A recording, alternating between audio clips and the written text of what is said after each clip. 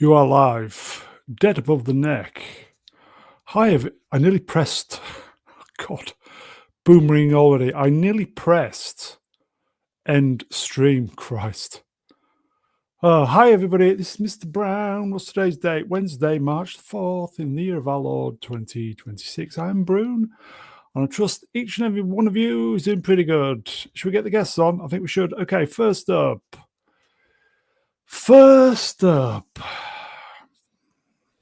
Here he is, folks. He's not even a poll about it anymore. It is global warming xenomorph. I don't know. How are you doing, Braden? My brain. I was going to introduce another guest, and my mind just went blank. Oh God. Well, my little Xeno there looks cold, but I just saw what the t-shirts cost in British pounds, and I'm Forget like, it. holy shit, yeah. Forget it. Listen, folks, if you're in the US and you fancy a t-shirt, bargain. If you're in the UK, forget it. But anyway, are you well? Yeah, I'm hanging in there. We're doing okay. Still fighting off the same cold for about a month. Anyway, I'm fighting. Gardening is back on the menu, everybody, and I'm spooked.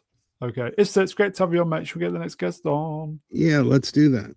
Okay, all the way from Ding Dong with his Ming Mong, it is Emperor Goodwin.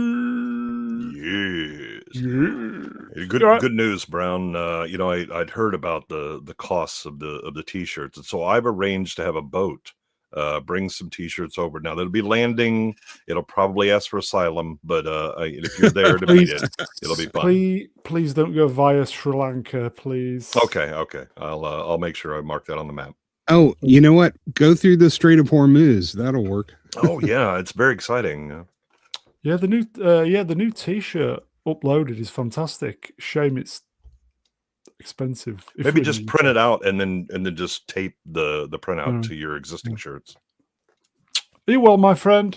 I am. Shall we get the next body on? Absolutely. Okay, here is everybody. Aliens, superfan, not illegal aliens either. Here is everybody. It is Dutch Gradient. Yeah, just remember, if you're going to go through the Strait of Hormuz, you really want to go in a glass boat to see the scenery. It's true. Or glass bottom boat, you know what I mean. Yeah. Yes. By God, there's a lot of Americans on this panel tonight. Jesus. Jesus. Are you well? I don't think he's on the panel. You well? Okay, I'll start again. He is, as long as we carry him in our hearts. Okay, I'll start again. Okay. 40% lung capacity. Okay, let me start again. Okay. Dutch, are you well? As well as can be expected with 40% lung capacity. And on that bombshell, shall we get the next guest on? Sure.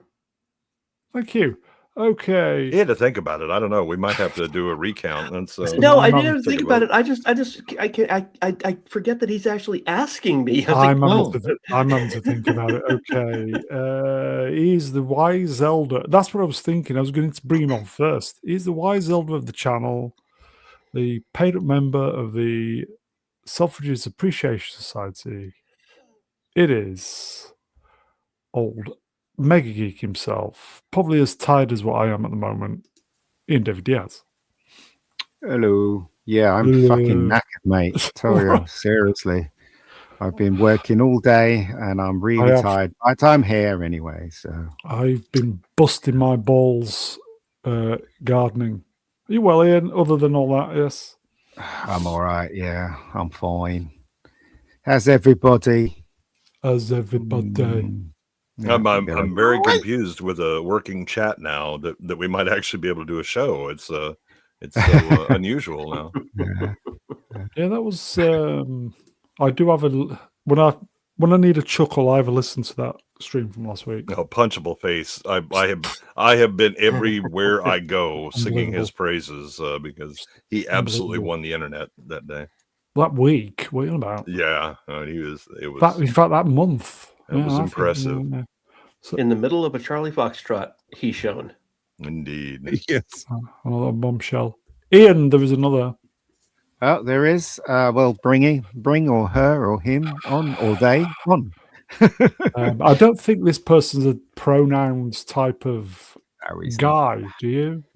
No, there's no such thing anyway. So I don't know what this is, but oh god, just to make me uneasy, but I'll do it. Okay. I know who it is. It's Jonesy. of Right, course, Jonesy. Yeah. Pussy! I think Jonesy feels a bit guilty, doesn't he? Because he got Brett killed, so he's No, not he happy. doesn't. He has been collaborating with the alien the whole time. That's Yeah, why. probably. That's why I don't trust that cat.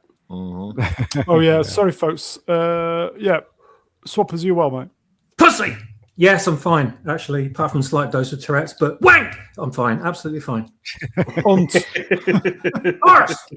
Just don't say the N word. Quim. Otherwise, yeah. Otherwise, Right. Or the BBC C word. will all over you. Or the C word. Swap Yeah. it's great to have you on, mate.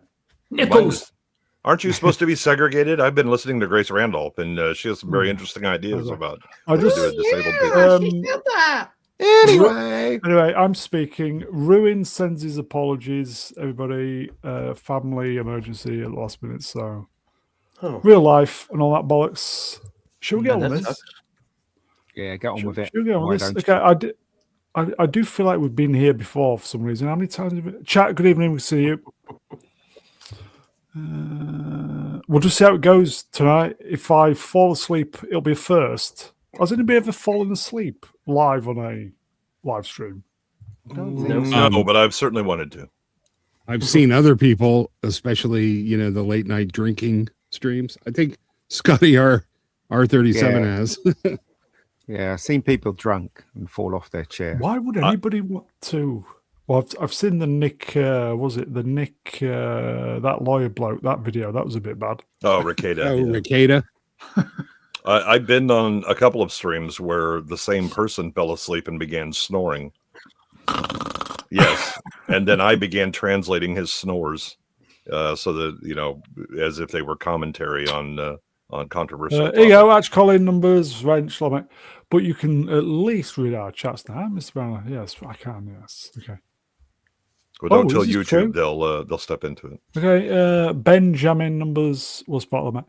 Robert R&B fell asleep on stream. Yep. Was he very, very? Was he with anybody, or was he just on his own? He was Very heavily drunk. lubricated. Yes, he had. Right, gotcha. Why would anybody want to go? Hey, he's here, everybody. We've been waiting. There it is. There it is. Good night, everybody. He's here. Yeah. We're going. Punchable fucked it. I mean, anything we do is just anticlimax, compared to Punchable Face now. All right. Oh, that's what my ex used to call me. Anticlimax. Anticlimax, yeah. Aliens. Oh yeah, look, we're procrastinating, but look, here we go. We've got a new emoji. He's a legend. He attained legend status. He's got to have an emoji. And because he's not a member, he can't use it. Oh, damn. There's a life lesson. He is a member. Oh, is he? No, he's not. Yeah, he's blue. No, he's the red. Oh, no. Yeah. No, Welcome sorry. to Dutch doing something. Anyway, Aliens movie roast part 2. Please Part like, 2. share, subscribe. Yeah, part 2. Please like, share, and subscribe. I'm honoured. So are we, mate. Okay. Did we have any new panelists on last week? Dutch, you, I do believe. I was Anista. here, yes. Okay, so we need to do this again. Okay. Just the opening thoughts of Aliens for Ista. Oh, fucking great movie. What a banger. Saw it multiple times at the time. Really enjoyed it. I'm not going to say it's my favorite movie of all time, but it's definitely up there. And Mog just said hello in a very nice sort of way. I know we'll do that in a minute. Mog, you just fucking Mog. Dutch. My absolute favorite movie of all time. I will say it. and a perfect sequel. You can watch this without having seen the original, and it makes perfect sense without ever having to say, well, as you know. And damn. Okay. I definitely Okay. give it 4 fingers. Like it's up there. A Daisy. Okay. Yeah. We'll just quickly do this. Mog, just I'm going to start calling this the Mog channel. Mog Alliance. Evening Mog. Oh, Mog. Wrenched. World of Sports. Gifted 20 MBAs. There you go, folks. Apex Jedi. Thank The you, you man. magnificent bastard. I'm still advocating for the Mog and Basil buddy cop movie. Since they're not doing Acolyte, they need to give us the Thank best you, parts Mog. of it. Just amazing, mate. Just you're beyond generous. Thank you, my friend.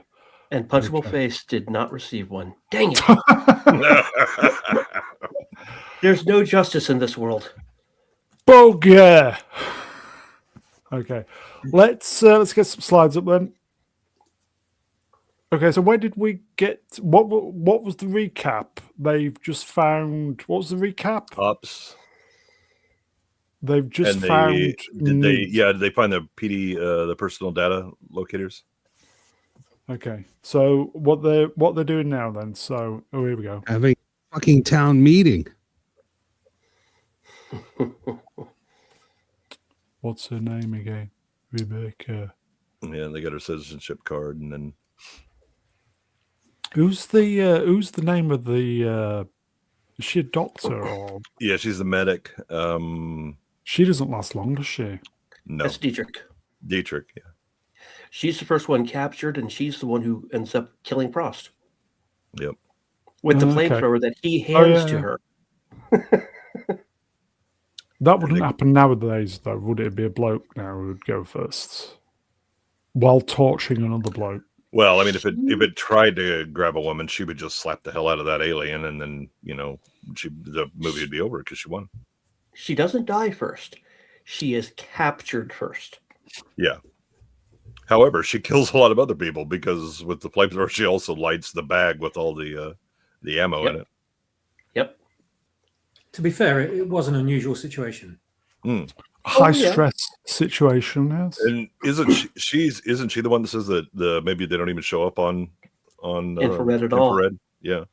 Yep, that was her last line. Met her met just about all of them at Atlanta. She was awesome to me. She's a really great lady. Total brain lock. Borderline malnutrition. But it doesn't think there's any permanent damage.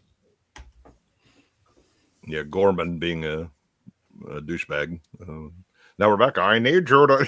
All right, just step off. It's fine. There you go. He's inexperienced, isn't he? Do what? Totally inexperienced. He's inexperienced, isn't he? So. Yeah. This is He's got that second lieutenant vibe all over him. Oh yeah. Yeah, and he's treating the little girl like she's a Marine recruit. Gotta figure he's probably not had very much experience with kids. Well, he hadn't had much experience with Marines. If you see how he actually deals with them. True. This is true. Yeah, you wait for somebody to go. How many kids have you dealt with, Gorman? Simulated or combat? Yeah. Do you know what, though? Wouldn't it be considered sexist that Ripley today, that Ripley looks after the little girl because she's a woman? Oh, absolutely. Yeah. It would be considered sexist that she even had a little girl. Yeah, but this is the future. What year is this set in? 2179. There you go. They've gone past all that bullshit. You can imagine if this was part of Alien Earth, then the Newt would have been a Mary Sue, complete Mary Sue. Yeah, they would have had one of the male soldiers wearing a skirt look after her. Well, they also would have had an ice age dissolve somehow, and there would have been references to Peter Pan. She, her, not her. She, her. Yeah. And she wouldn't have been called Newt. She would have been called Mary Sue. Yeah. Hard to believe there's a little girl into all this. Uh-oh. Made a clean spot. this Mummy Ripley coming out a bit? Well, I mean, she's doing the like very relaxed and not making a big deal about things, and is just kind of being self-deprecating while she's doing this, which again allows it, because kids, if you got people that are acting like, oh my gosh, what's going on, right? They think they did something wrong, they'll clam up. She's just kind of relaxing and dealing with it. You go, Getty asking tough questions already. We're not even 20 minutes in. Would Newt survive weeks alone at the BBC studios? Don't get confused between your predators and your aliens, okay? Well, yeah. I think she would survive, but she would wish that she hadn't. Yeah. That she definitely wouldn't be alone. Cameron actually didn't want Sigourney to clean her face all together and clean it up, but she felt like she needed to do it, and they went with it. The BBC pedos mostly come at night. Mostly. Did she clean her face like they did? News channel. Like when they used to clean kids' face in the 70s, where they used to lick the cloth with their tongue. And Your mom would carry like the Kleenex in her purse, and then would saliva. And I was like, thanks. By the way, if you ever do meet Carrie Henn, don't use the mostly line on her. She really doesn't like it because her friends teased her with it remorselessly throughout high school. It still blows my mind that she just a one and done. She did this and that was it. Yep. I don't blame her though. Well, and kudos to her parents. Right? Yeah, so many parents are like, oh, but look at the money, and start pushing the kid into it or whatever. The fact that they were like, oh, you're done. Okay, there we go. Maybe it's because they got killed by aliens. I don't know. It could have been, yeah. And remember, she wasn't even an actress before this. Is she British? Yeah. No. Yes. No. Yeah. Yes. Carrie Henn's not. Carrie Henn's not. Oh, right. Okay. Well, she was going to a school in England when they cast her. Oh, okay. And her brother as well. Yeah, her brother was cut, but her brother played her brother in the undeleted scenes. Yeah, and the extended one, yeah. In the special edition that we are watching and reviewing. It was I really love seeing those scenes because we kind of get to see her before her disheveled state. And she looks so different. It's crazy. Yeah. Yeah, and there's a little bit of setup. They talk about how small she is. She can get into places no one else can go, and that's kind of her little hidey hole places. That's why she's the best. Yeah. Ever. I think it's just... No, that was her line. Considering she's like, 8 in this? Absolutely. 7 or 8, I think. Incredible acting. Yeah. Incredible. And she hasn't even got any Hollywood horror stories to draw on for experience in this either. Yeah, she had an award for second grade citizenship, so she has to at least be 7. Yeah. I'm guessing 8. Yeah, I think that's why I thought she was 7. Why do you put her in charge? Yeah. When she gives the thumbs up, that's the best scene and expression that I've ever seen in a movie. It's just so absolutely perfect. Okay, so this is a diagram of they're looking for the personal data transmitters, PDTs. PDTs. So it took me a while to figure out that this is a side-on cross-section, not an overhead cross-section, not a plan. This is like a side-on. So we're looking at level. Is it? Yeah. I didn't know what I was looking at for years. Yeah, those diagonals are the staircases. Yeah, that's it. Yeah. Oh, okay. I thought that was from a top view. Down view. Yeah. Oh, okay. That looks quite complicated. Very. They were just pointing at it and like they're putting their fingers over it. I'm going, what are you doing? I can't see what you're doing. This just looks like a tangled mess to me.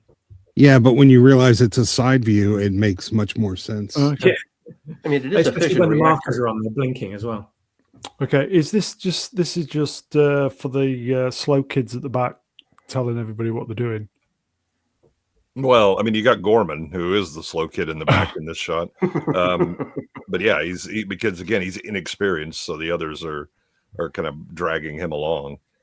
So I'm assuming that none of them read Ripley's report, because in Ripley's report she says if you shoot them, acid blood would come out of them. You'd think that they would, okay, right, if it's true, we'd have some kind of gear that we can be protected if we do shoot something like that. Do you know what I mean? They'd come prepared, but it looks like they didn't believe Ripley. Well, no, because Hicks and a couple others, like when they come in and they see the hole, it looks like somebody bagged one of Ripley's bad guys. Yeah. Oh, right. Yeah. But still, you think they would have something. Yeah, you think they'd have something if they read the files and I don't know. It just also they found all those facehuggers in. But also they found all those facehuggers in MedLab, so they've got to know there's something going on here more than just it must have been a down transmitter, and they're all just hunkered down in the basement. Guys, come on. Yeah, remember Hudson's speech in the carrier. There's a certain amount of hubris about their technology, a certain amount of arrogance. Oh, true. There you go, folks. Wolfsbane, $5. Thank you, my friend. Can concur. I watched Aliens long before I watched Alien. I didn't watch the first movie till I was around 15, while I saw Aliens on TV when I was 9. Well, hopefully, Wolfsbane, hopefully you saw that December 1992 when CBS showed the slightly extended version with 12 more minutes of footage. It's not the full special edition, but... First time I saw Alien was on ITV, probably on a Monday night after the news. Probably. My brother and his fucking amazing. My brother and his friends sneaked me in because I wasn't old enough to see it. So that's how I got to see it in the cinema. That's phenomenal, isn't it? Really? How old were you then? You must have been what? I can't remember. Well, I wasn't 18. Odd. That's for sure.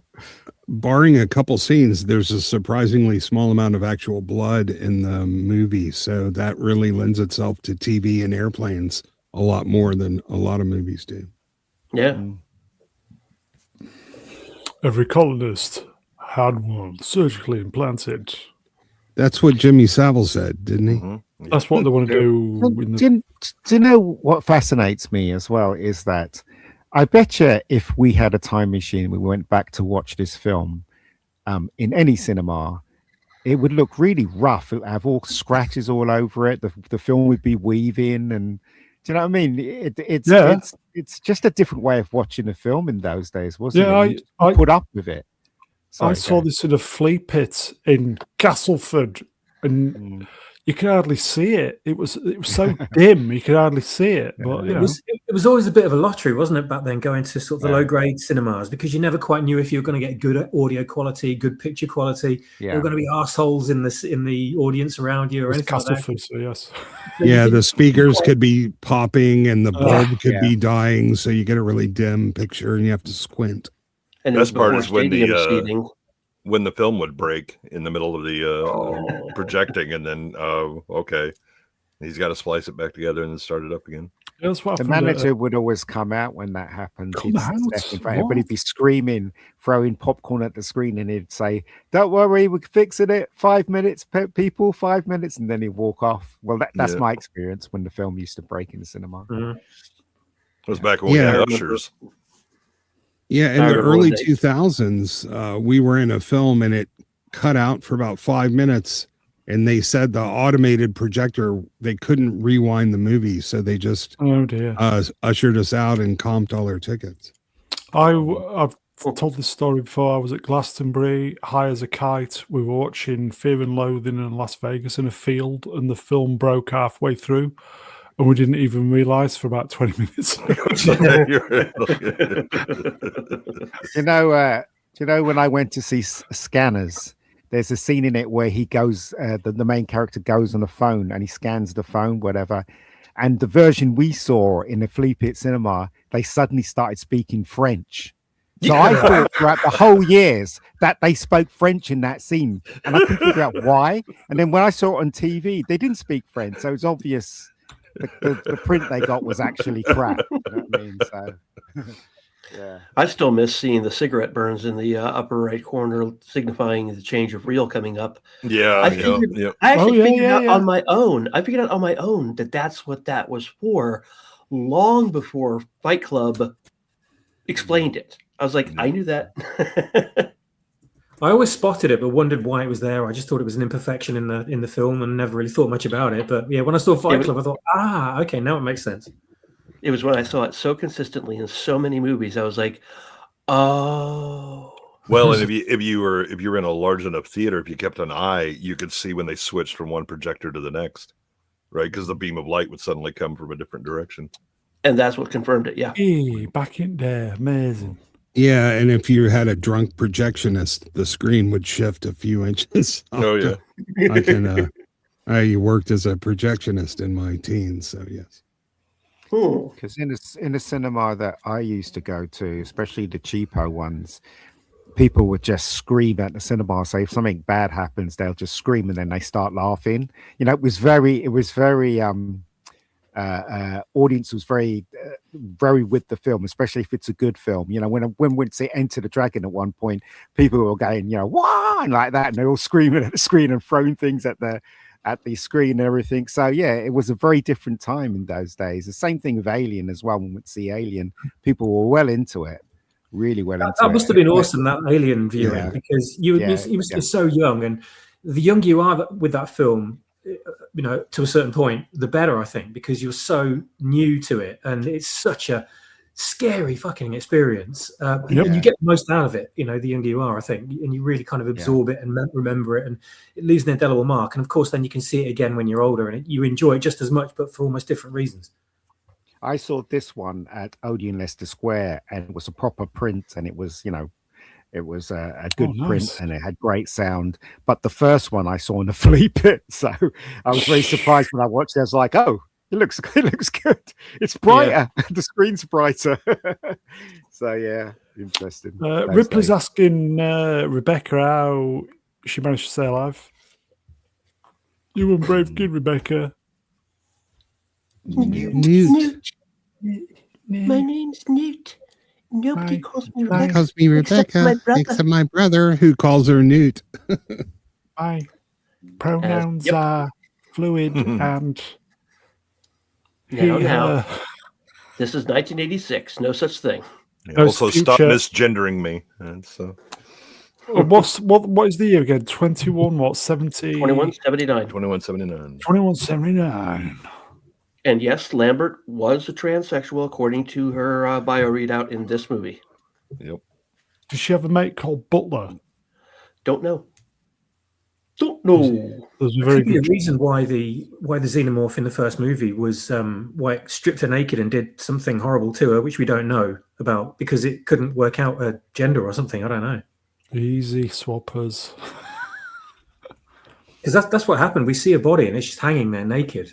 Well, we don't see it in the actual movie. We see it in the extended version. Are there any different versions of Alien?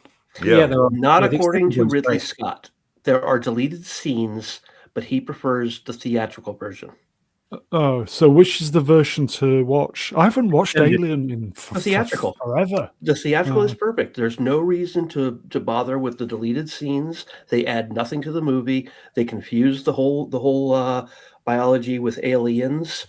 If you like aliens, just watch a theatrical of Alien, because otherwise it doesn't make sense. I quite liked I mean, I can get the confusion of the life cycle of the alien, but I guess it kind of also explains that what a xenomorph will do in the absence of a queen, it has to kind of improvise. So you get to see the process of that improvisation, and it's like it's nasty. It adds a lot to the movie, actually, but it doesn't. You don't need any of it, but it's great to see it. Why would one of the xenomorphs kill a human? Surely they would want them as for the egg. They do, yeah. It makes sense in the first and the second movies where why do they kill them? They don't. Humans? It only kills someone. In which movie? Any movie. Well, in the first one, there's no queen. But the xenomorph doesn't know that, does it? Yeah, it does. He probably has a way of knowing. Yeah. Oh, so, remember, the queen has the queen has a mental link to all of the aliens. She's the one directing them. Oh, like the Borg. Yeah. Not quite. I think they have a little more autonomy than that. But I remember when they're in the egg chamber, she's like, "Okay, you back off. Okay, you back off." But they're not stupid, are they? They're quite intelligent, especially the bit where remember when Dallas was in the what you call it, the vent. tunnels. In the air ducts, yeah. It knew what it was doing, you know. So Yeah, Okay. I mean, I think the not necessarily intelligent, but cunning, right? It's like a predatory animal. Which kind of raises the question that, do they absorb a certain degree of intelligence from their host as well? survival, isn't it, for them? Deep now, getting deep now.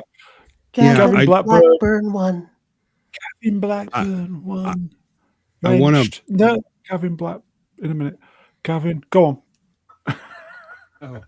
Go on. No, I wanted to make a point that it's likely that Lambert was intersex because her sex change operation was at birth. What? And That's they correct. didn't give us, it wasn't like she's like, I'm really a woman in a man's body. No, something happened at her birth. It's likely she was intersex. Okay. And they decided to go ahead and make her female. Yeah, then. hermaphrodite. Yeah, So- it wasn't like, for I have the soul of a woman. So that was made in 1978. Who thought of actually doing that in the I know, production? that's right.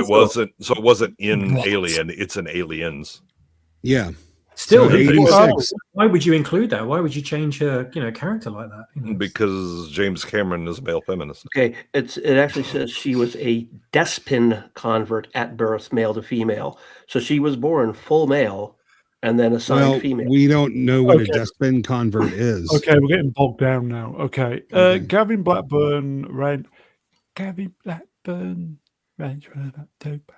Can you say my name in newts? Can I go now, please? Gavin Blackburn says 1. Gavin Blackburn says up the arse. Oh my.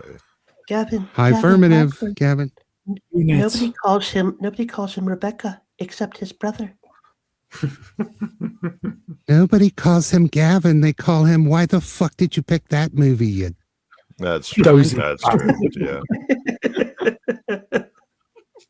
Gavin Nobody Blackburn call- is an honourable mention. Nobody calls him Gavin Blackburn. Gavin, it's your fault. You fucking useless. Exactly. Okay. Anybody else? Swappers, you going to do it? At Gavin Blackburn, Uh, benched World of Sport for £2 mostly. Come out at night. Come out. What? And Ian's Gavin- obviously too cool to do that. Gavin mostly picks the shit movies. Mostly. At night. Mostly.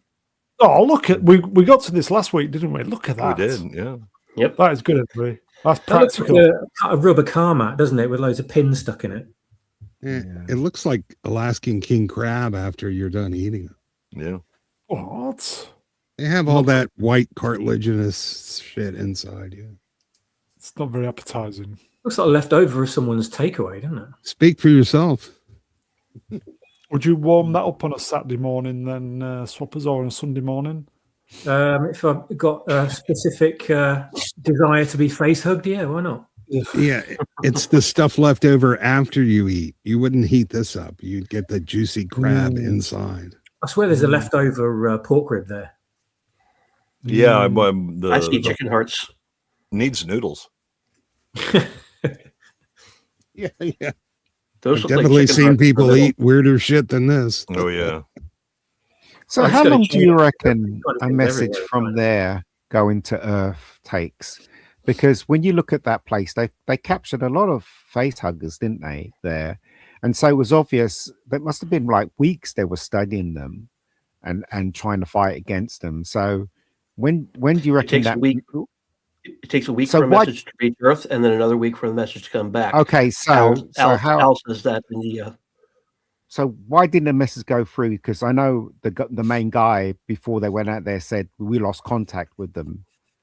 So do you reckon they don't knew hear- what was They going don't on? hear from them. You don't hear from them for a couple of days. You don't automatically assume something's wrong. When you don't hear from them for 2 more weeks, then you go, all right, maybe there's a down transmitter, maybe there's a problem. We should go investigate. Right. What Ian's asking though is that if the you have the face hugger incident or whatever, the communication doesn't suddenly go down. The family comes back with the dad with the face hugger, and they start dealing with it. Are they not in communication with the company at that time saying, "Hey, we've encountered something here." So, do you reckon they knew then before they went out there? Like the company knew and Burke knew. No, it does that's seem what I that always way. thought. When Yeah, you, that's what I Well, always thought. Burke's the one that Burke's sent the one them that out there, sent them so out he there. knew, of Yeah. course. But he knew. Yeah. No. Well, he knows. No. He knows because he's read Ripley's report. He sends them out there to go check it out. The rest of the company doesn't believe it. Correct. The company does not know about this. I get the feeling that Al decided when this all started going wrong, he was like, no, we call for help. They're going to come out here. They're going to get caught too. Let's see if we can't solve this. Well, and then they can't. They all get captured. Boom. Or where we it goes wrong. call for help, and that affects our shares. yeah, there's too. in the deleted scene, there is a scene about who can lay claim to the discovery. I Does think it was more about greed. Do they have hyperspace travel then? Or what's the No. faster Yes, than they light? do. Yes, they oh. do. Because the time they mention in Alien, when they say we're going to be out here for another 3 months, and that's 3 months to go, I believe it was 57 light years. Yeah, they have faster light travel. Okay, they just don't sort of mention it, and it still takes a very long time. So they use the sleepers. Oh, sure. Yeah. Knowing There's no visual or sort of technological indication that they do. Only the time and distance would indicate they have FDL. Was it ever referenced how far away the derelict was from the settlement? They never say. No. Well, Now, you this have is to interesting assume. right here. No. Sorry, this is interesting. Daniel Cash playing Spunkmeyer. This is where you hear his actual voice. Later on, when he's running up the ramp and he finds the slime, he goes, "Hang on a second, there's something. Just get up here. I'm in. Ramp closing." That's not his voice. Yeah, he was in Newfoundland doing a play because the filming had stopped, and Cameron was like, "Hey, I need you to come in here and do some ADR, automatic dialogue replacement." And he was like, I can't get there. So they chose some guy who sounds nothing like him. It kind of, you don't really notice that much because he's got a different, I guess he's shouting a little bit. So, I guess he would sound a bit different. They kind of get away with it. Also, you don't really see Spunkmeyer much. No, I think this is his only other line besides in the mess hall. Yeah, and they didn't explicitly state the distance, but it did take a multi-day trip by ground vehicle, suggesting it's roughly 40 to 100 miles away from Hadley's Hope. It was 8 hours away from where the Nostromo landed. That's going to be a great sense of satisfaction knowing that you got 2 scenes in a movie, but it's one of the greatest movies ever. Does he do Comic-Con then, this guy? Yes, he does. Matter of fact, at that same one, when I met Cynthia, who plays Dietrich, she was talking about how she hadn't gotten a chance to get coffee, and I asked her, "What do you want in your coffee? How large do you want it?" I went and got her a coffee, brought it back, and that was when Daniel was back at his table, and I said, "What do you want in your coffee?" I bought coffee for her, him, and for Rico. No one else wanted one. It's good though. He's making money, I guess, out of the. But he's in The Expanse too. Wow, that's cool. Yeah, I saw him in a scene. I'm going, I know that face. Why do I know that face? And I checked the credits. I was like, oh, okay. I'm with Dirky McDirkface. If they were going to use someone else for the ADR for Spunkmeyer, they should have used Brian Blessed. I'm in. Yes. I'm closed. Yes. Aliens alive. Yeah, there was that funny bit when Rico, when they were on the ship, the behind the scenes thing, they all looked at him and said, "You know what? I'm not even going to bother working out, man." Who's this guy again? Lance Henriksen. Such a fucking good actor. He is. Yes, he I'm is. afraid he's not doing conventions anymore because he canceled the last one he was going to do in December, and now he's Isn't not on he any sick? schedule. I'm guessing. I don't know. Yeah. I thought I heard something about him being He's sick. also pretty old. I know. Yeah. He ad-libbed the line, "Watch your fingers," when they were putting him into the duct or into the travel tube. They're just saying, like, such a nice guy. He also ad-libbed handing the Handing the gun back. Yeah. Yeah. Really? Yep. And it distracted him so much Yeah. when he got back into the tunnel. He was like, "Wait, which way am I facing?" Okay, I forgot. Are we doing a drinking game? Sure. Aren't you too tired for that? Plus, I'm not drinking, but everybody else will be. Okay, it's the drinking game. Every time. Well, every time somebody gets sprayed with acid from the alien. Insults between the Marines. Dutch. Every time Hudson drops an F-bomb. Ian. Every time, I don't know. I Every yawn. time Newt says something, I don't know. You're not going to be drinking much. Yeah. Every time she screams Ripley. Good. Oh god. Yeah. Well, I We're said not that gonna last get to week. that didn't I? point Yeah. yet. It just screams. Swaps. Whenever you say, "Look at that!" Every time the cat starts shouting. Oh at my me. God. I'm going to need a liver transplant. So far, she's quiet at the moment. She's just Shut up, cat. waiting. Okay. Yo, stop your grinning and drop your linen. Found him. Or as I said last time, my father said, "No, in the army we said, drop your cocks and grab your socks." Did Yeah. this film cost more than Alien? This one? It Anybody? must have. Yeah, it must Oh, have. this costs the same. Yeah. It costs the same. What? All right. Yep. Yeah. Costs the same, and they were talking in an interview where it was, so you spent the same amount to make Aliens as they did to make Alien. They had one creature, and they're telling Cameron, it's like, you had like 150 aliens, and they had, and he goes, one. Yep. Yeah, and it actually cost more. Cameron wanted the laser arm in the beginning when it cut through the escape pod. He had to pay for that out of his own money because Gail said the budget is the budget. We can't afford Yeah, but it that, was so there he on the paid for screen, that though, wasn't himself. it? As we said, it was there on the screen. Worth every Oh yeah, penny. he paid for it. Yeah, But yeah. also that laser plays a part in the first teaser trailer for Terminator 2. The laser got his sweeps money's worth. laser sweeps across the screen. It goes same make. Then it sweeps across the screen again, same model. Then it sweeps again, and it says new mission. This is a top shot Yes. It is. Yeah. of the processing plant. I was just trying to work out logistically what happened before the Marines turned up, because Newt and her family went to the crash site. His father got infected. They took him back to the settlement. Mhm. They worked on him, and then so what happened after that to get Another all the team. aliens? Another team went out to the derelict. They went inside to investigate what Rebecca's mom told them that she knew about, and a bunch of them got face hugged. Okay. Then they got rescued, brought back to the colony, and from there, Outbreak. Wait, Brown, go back to that diagram. You say that's a top view. I thought it was the side view of a stroller wheel that Ruin designed. It could have Looks been. like a robotic nipple. That's a special stroller wheel just for stairways. You can tell by Exactly. the curves out. In for New York train stations. Yeah, only New York. That won't work in Chicago. This will keep your stroller from rolling down the stairs. It's like a goddamn time meeting. So at this point, we all think, "Oh, they're all still alive. Oh, we just got to go in and rescue them then." Well, they're hoping.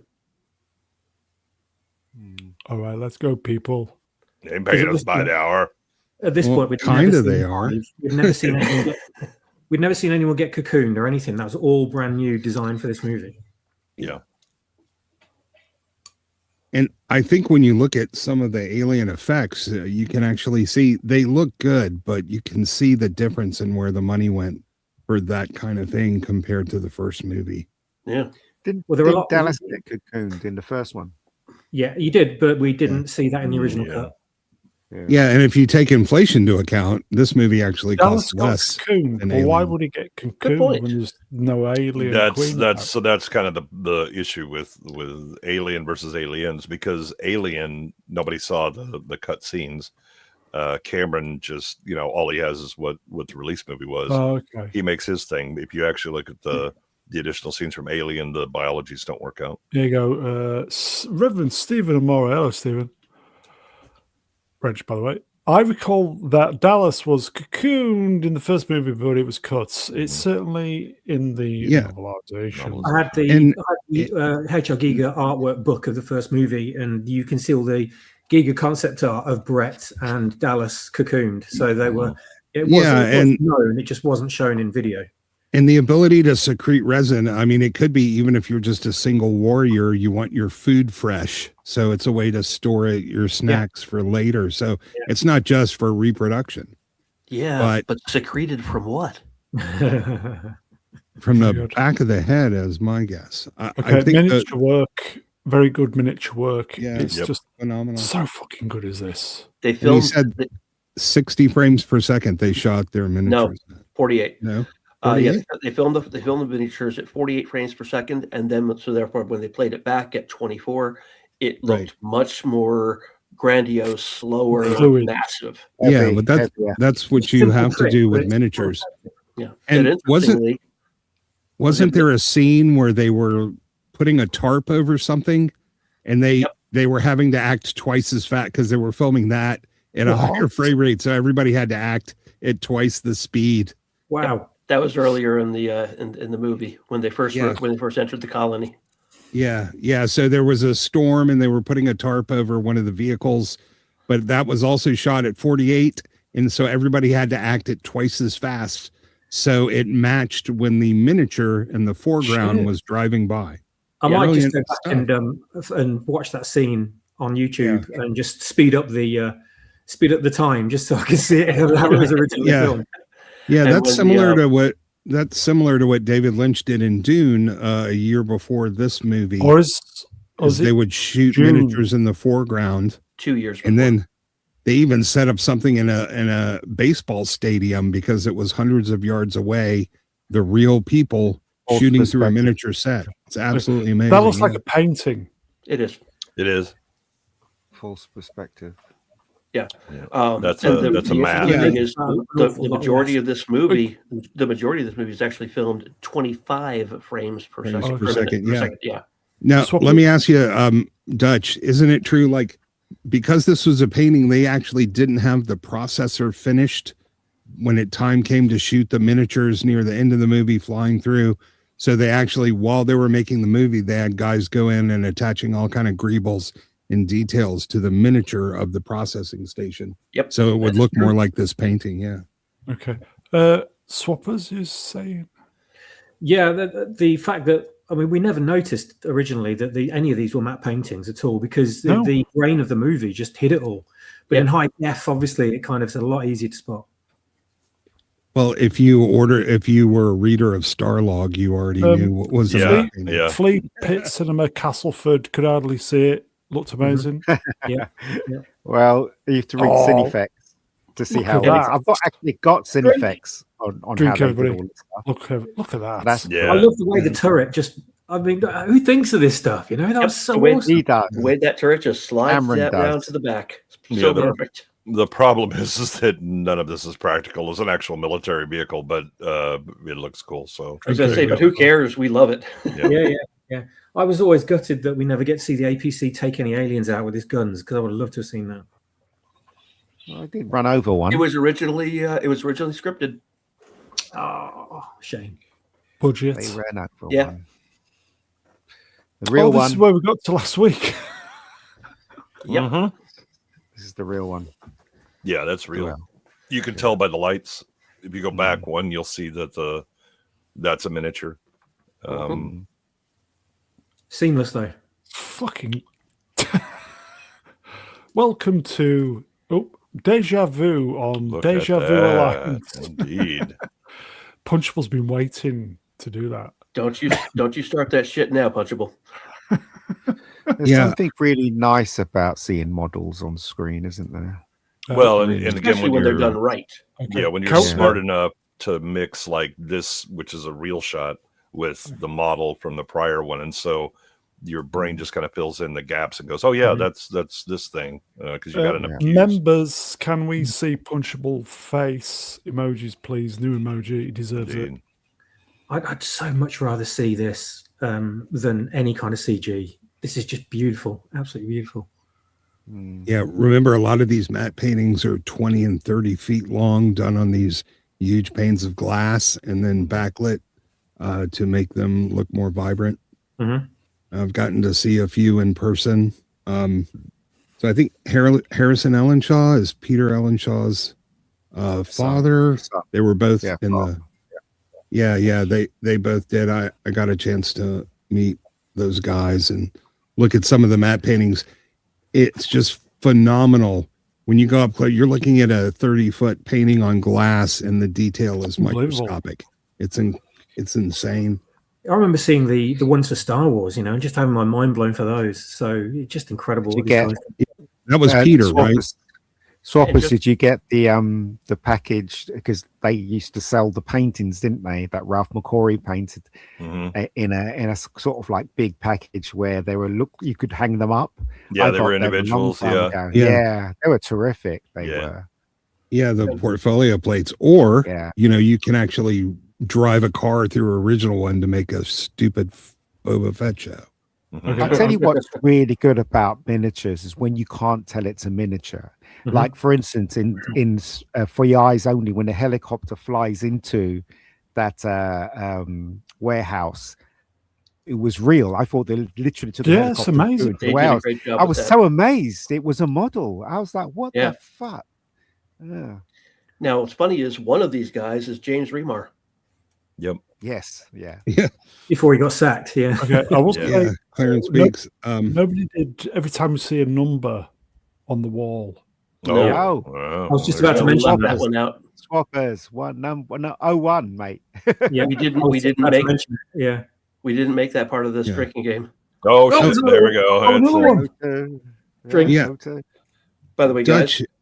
What? Is this where they first used the Very camera that had an adjustable frame rate while you're actually filming? Yeah, and these were PAL televisions, right? Which had a picture that was so clear, it looked like film. So Cameron put in all of the static and blips and lines just to reduce. Make them look more like a CRT screen. Yeah. Well, so first of all, no, PAL is not so clear that it's like film. One thing it does have the benefit of is it doesn't have the chroma crawl that NTSC does. So color reproduction is much better on PAL, but it also is a matter of the frames per second. The frames per second also 25. That, right. Because they were shooting at 25 frames and PAL is 50 hertz. It did sort of it basically looked too good. So they had to degrade the image of the screen so it would be distinct from the movie. PAL, wasn't that a dog food in the 80s? No, that's you guys in the UK. You guys should know what PAL is. That's what you use. We know what PAL is. We know what PAL. Probably NTSC. From the structure. By the way, you mentioned that James Remar got sacked. No, he didn't. James Remar tried to buy heroin and cocaine from an undercover cop. The only outcomes for him were either deportation from the UK immediately, or spend 8 to 10 years in a UK prison. Those were his only choices, and Gale Ann Hurd moved heaven and earth to get him deported instead of imprisoned. Oh. Yeah, he wasn't fired. He was stupid. Yeah, nowadays, if you do that, if you get caught doing that now, they ask if you want a child with that. Yeah. 25 frames. There was a comment just by I'm just trying to find it. Oh God, where is it? I can't scroll up and down on this bloody computer because it just doesn't. Also, another reason why they shot 25 frames per second is because when you point your camera at a light or whatever, it'll be vibrating at a different speed. I learned that when I was in the States. We were shooting something in the States, and my camera was at 25 frames, and then it was all strobing when we got the gonna rushes flicker back, because we're 60 hertz. Right. AC. Yeah. Well, that's why they filmed it at 50 to match the current, and also it also makes it a lot easier to use the cameras there because often they use the frequency of the mains. So the motor itself. Nobody did classic lines from the movie, did they? You tell me, man. I only work here. Every line in this movie is classic. So. Yeah. The whole script from beginning to end. Yeah. Drink everybody. The cat's Oh, Jet's turned finally. up. Oh, there we go. Shut up, Cat. Yeah. Oh, It was Rust in Peace. Okay. Rust in Peace's comment said the Marines' vehicle was a converted airport vehicle, which is true. Yeah, I Yeah, it remember was an seeing airport tug.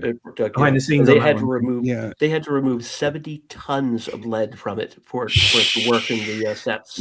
No, it weighed 70 tons. They took out 50, and it was about 24 tons left. Thank you. Lead. The I guy in wanted the to see foreground Albert here- Gantz. The guy in the foreground here, that is James Remar. That's him. Yeah. And this scene, Gantz. this scene False confused the perspective. Hollywood. Yeah. This scene Talking over confused each the other. Hollywood execs because they were wanting to know what happened to the money for the special effects. And Gail was like, "This is one of the special effects. The overhead spines and everything is a miniature." Yeah, it's a hanging miniature. What? False perspective. Blah blah. Yeah. blah.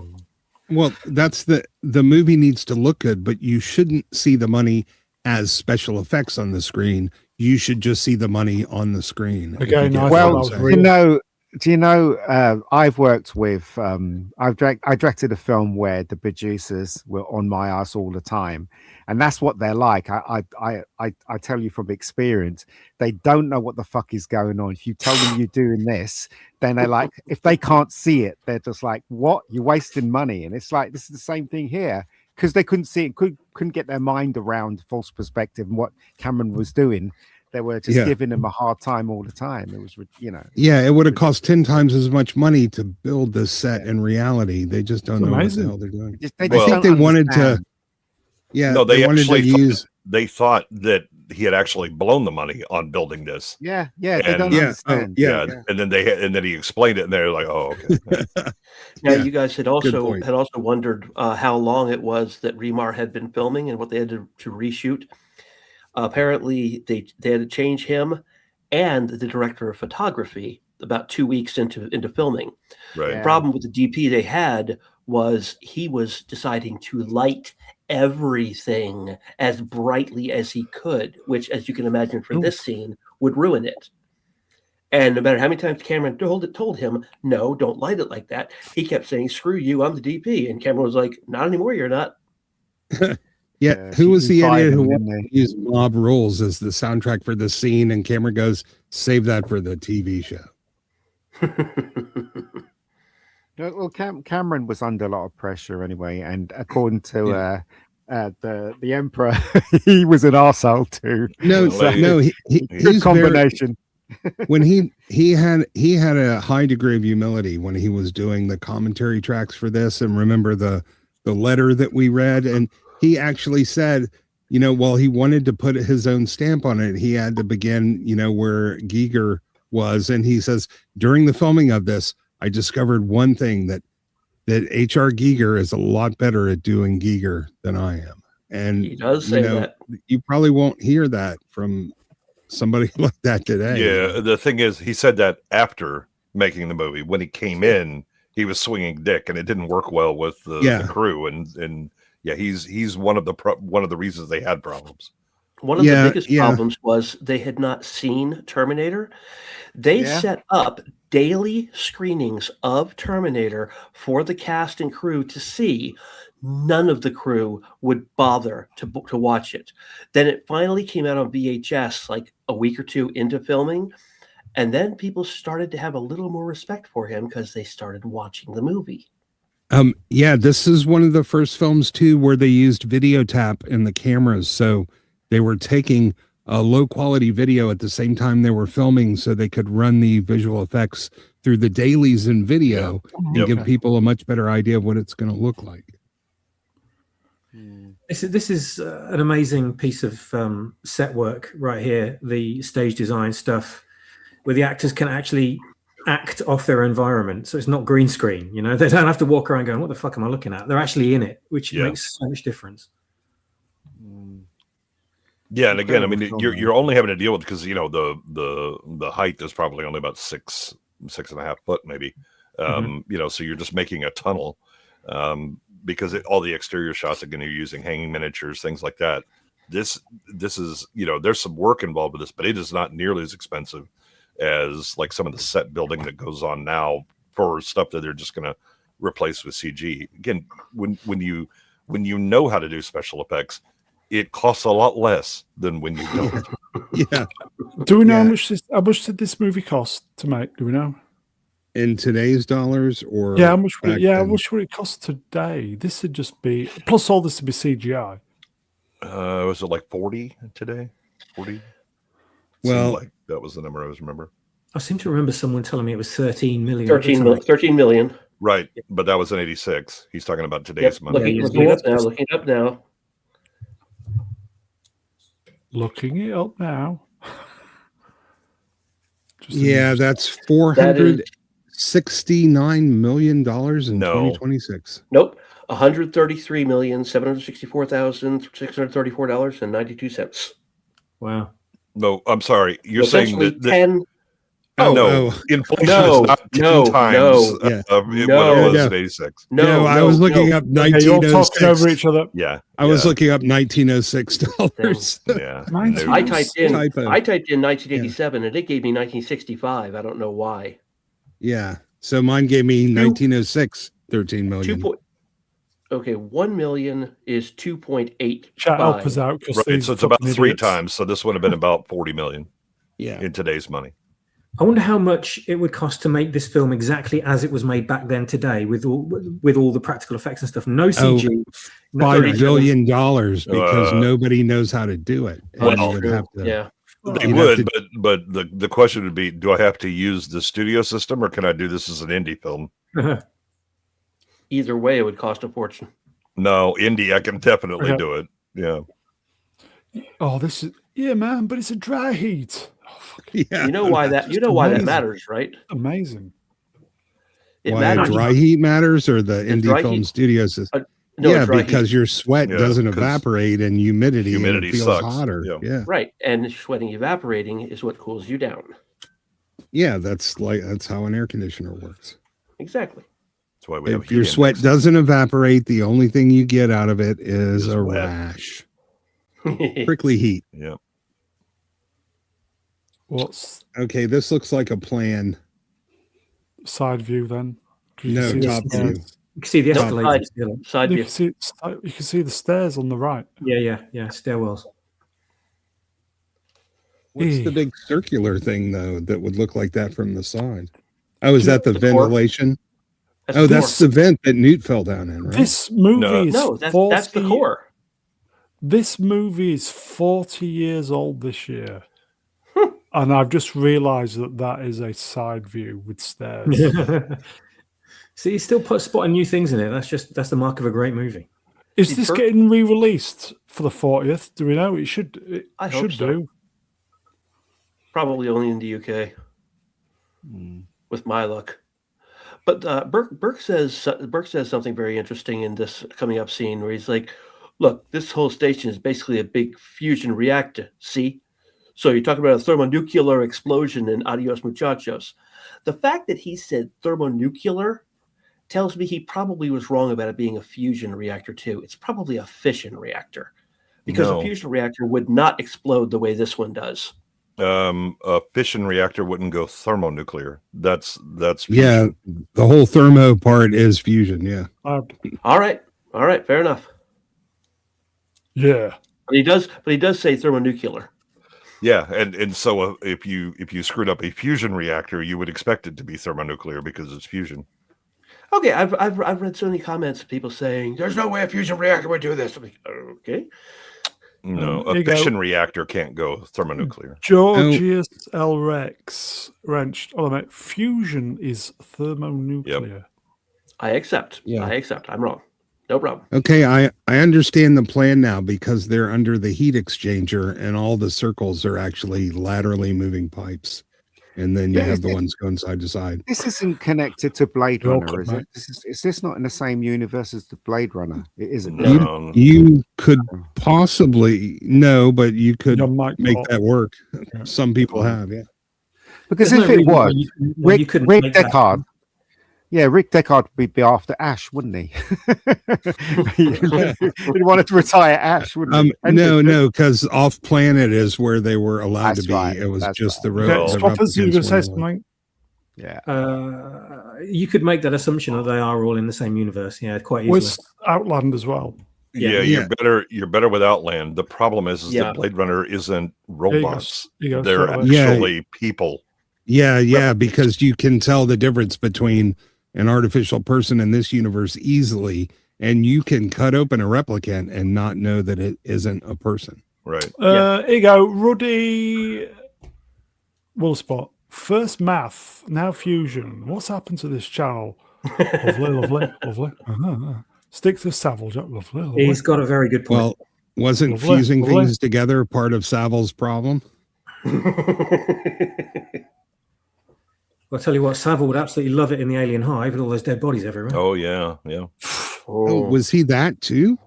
Yep. Lovely. Oh, I just thought he liked little wonderful. kids. I didn't I know he you. liked them when they Well, weren't well, breathing. I love you. You love me. So you're talking about a Necrobestiality. And he holds a goal. Well, Must he love would have Savile. loved Barney the dinosaur. Jeez. Okay. So you're talking about a thermonuclear explosion and Elios Buchet shows.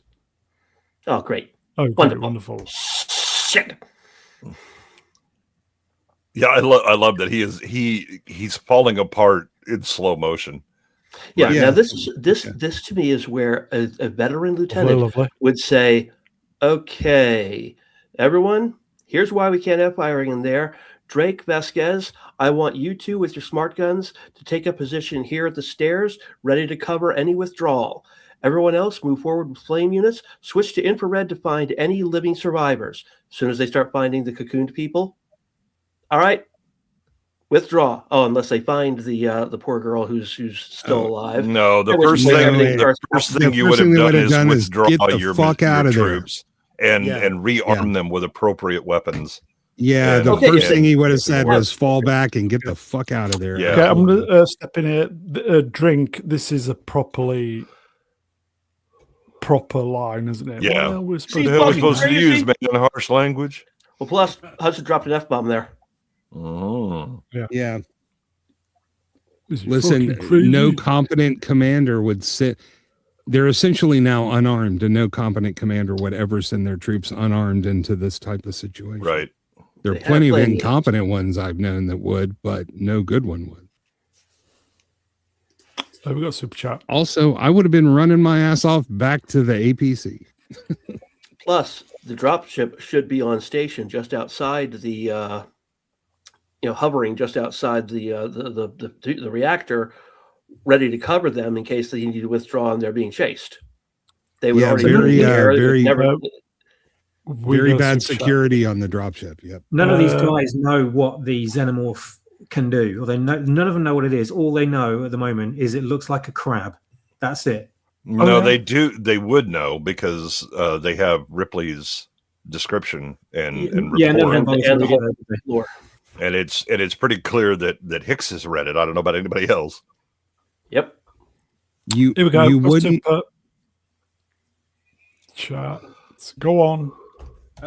no, you wouldn't fly your carrier out to somewhere and then park and leave the fucking door open. You'd never do Well, that. the British Army or thing would anyway. Remember, Spunkmeyer was moving things into medbay from the dropship. He was going back and forth with the trolley. Yeah, wasn't he taking a leak too? Here you go, folks. Mega Spider-Man Wrench 50. Thank you, my friend. If you were an alien, what would you do? Get on a I'd boat, be heading for probably. the Narcissus. Bye. Get on a boat, probably. Well, Would you like new alien films to have Ripley? No. God, no. It's funny because I remember when I was a kid and we saw Alien, and actually it was Aliens, Build and it. I think when my friends asked my other friend, "What would you do if you're in that situation?" and he said, "I'll just close my mouth. I wouldn't let those things go on me. My mouth will just be closed." And then he said, quite rightly, "What about if it wraps around your neck and tries to strangle you with its tail? You'd have to open your mouth then, wouldn't you? And he went, "Oh, okay." Swappers, I feel this last part is for you. Mog voice. My voice. Okay. Mog voice. Oh, in space! Now we can hear you scream! Oh! Okay, we'll do this. The Real Head Case, $2. Thank you, my friend. One of the top 10 movies of all time, in my opinion. I think if you set me on a desert island, and I only get 10 movies to watch, this one's going to be included in it. Really? It's only his opinion because he's right. Well, so if you were telling me this is one of the top 10 movies, as in like overall quality and best, nah. But this is absolutely one of the most entertaining and rewatchable movies. Okay, what is the genre of this movie? Sci-fi action. Sci-fi action. Certainly top 10 sci-fi action. Can you imagine having this and Starship Troopers in the... that'd be a good combo. And Predator. Predator, yeah. Yep. Terminator. RoboCop. No, Terminator's horror. If I was stuck... Yeah. If I was stuck on a desert island, most of my movies would come from the thing behind the curtain in the back. Yeah. I remember that room. Okay. I need to reset my mic, so I'm going to do the stills. So can you guys? You would. Yep. I know it's clipped. What are we supposed to do, man? Use harsh language? Flame units only. I want rifles slung. Sarai. Just do it, Sergeant, and no grenades. All right. The irony here is that they would have survived an Alien if they had had proper flame units. Oh, heck yeah. Yeah, but that's the difference. Again, it's people that are unprepared for that kind of threat on Alien. Yeah. These are prepared, and guess what? You ain't prepared enough. The irony is he used to be a fireman.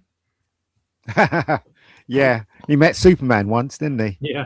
Flame units. There was a comment in the Aliens Expanded documentary where a guy said, well, yeah, so in Alien, the creature was really terrifying. They couldn't kill it. And then in Aliens, they're easy to kill. And I'm sitting there going, no, in Aliens, they have guns.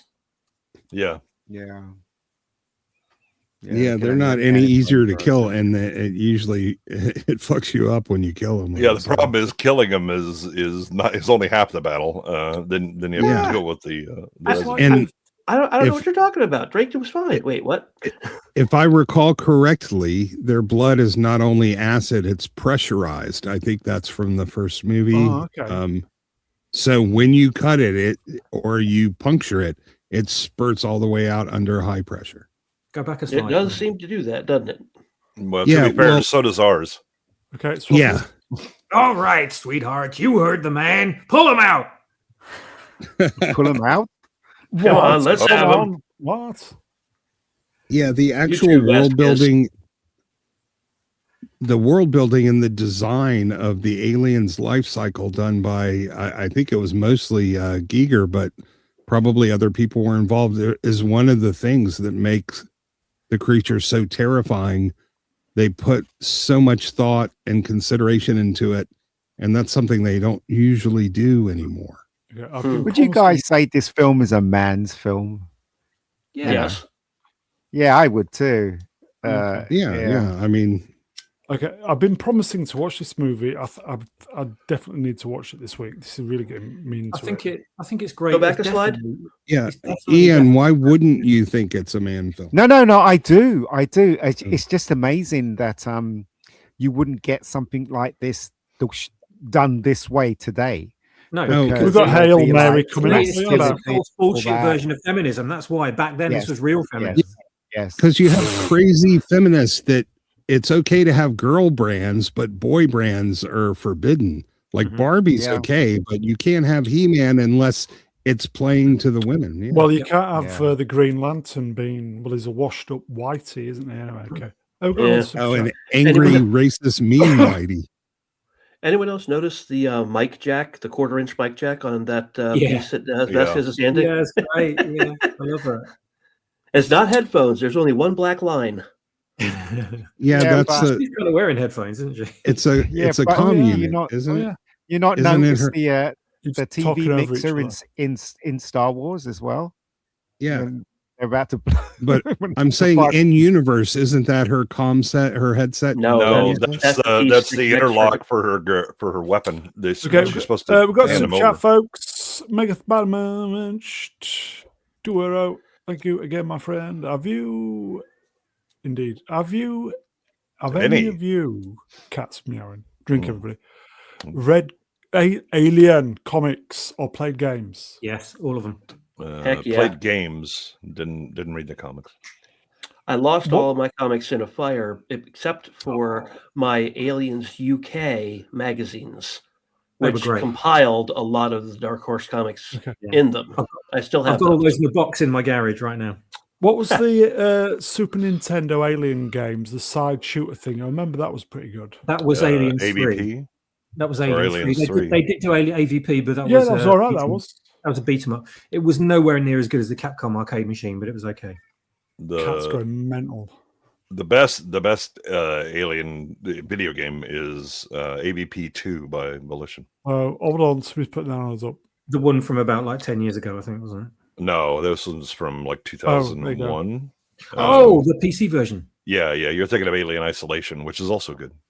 No, I'm thinking of the Xbox 360 one that came out in like 2011 or Came whatever. out? Was it Colonial Marines? Oh, yeah, that was it. No. Colonial Marines came what out a after. Colonial Marines came out after that one. Yeah, Colonial Marines was the one with the broken AI. It was somebody terrible, called There the was a wrong. decent They misspelled Jaguar the function. game. Yeah, there was a I decent did Jaguar play game. that. with Yeah, I did aliens. have the Yeah, that was Jaguar. AVP. I thought so. It was good for its time. It was really good. Okay. What was the one? What you pointed to something just then? I didn't quite see what it was. The Aliens board games. Board game. Oh man, amazing. Yeah, the one from Leading Edge from 1987 with the expansion, and then the more recent one, which is Another Glorious Day in the Core, with the two expansions of Get Away from Her, You Bitch, and Ultimate Badasses. I had a set of the Leading Edge Aliens figurines. You know, the one that came in too. like a box of 4, and they're like, so good. I had them all, and I lost them in a fire. Same with the Harrington numbers element. I had Xenomorph on Lynx and Hell. Wow. Nice. Xenomorph. Yeah, I think I had that one. I also was one of the designers of the first expansion of the Aliens Predator card game. Oh, get you. Georges is correcting Swappers. Swappers is thinking of ABP 2010, which is not ABP 2 in 2001. That's the one. Yeah, ABP 2 is a hell of a game. AVP and AVP 2 were the original PC games. I did have both of those as well. They were really good. Yeah, they were done by different studios. The ABP wasn't nearly as good. ABP 2 was absolutely fantastic because you could play as a Colonial Marine, as a Xenomorph, or as the Predator. Yeah, they were great. Konami made a side-scrolling shooter of Aliens, which was a little wonky in terms of the creatures you had to fight, flying creatures. But apparently, Carrie Henn's brother, he would play it solely to shoot at Newt. That sounds like siblings. Doesn't it just so? So what they're doing, they're giving all the magazines up. Well, not quite all of them. Most of them, yeah. Right on, Vess. Yeah. AVP 2 is the one that used the Unreal Engine, and it looked fantastic. Okay. It didn't use the Unreal Engine. Okay, sure? classic. Yeah, it used its own Volition, had their own engine. Classic line. Yeah. I like to keep this handy for close encounters. Everybody likes to have an Ithaca 37. 137, but yes, love it. I love it. It's like an antiquated bit of kit. Not everyone else is using these high-tech weapons, but yeah, it's great. Yeah, that Model 37 could have been made any time in the 20th century because the Featherlight was made for a long time. Is this quite a small set, do we think? Yeah. There you go. Again, I mean, it's the setup. The way we use. I'm sure Ian can remember when we actually wrote scripts and made storyboards so that we could plan our shots accordingly. This is how you do it when you're competent. When you're incompetent, the budget goes up at least 10 times, and it comes out looking like shit. I would just easy, Stephen, easy. But this is where they should have switched to infrared right now. What?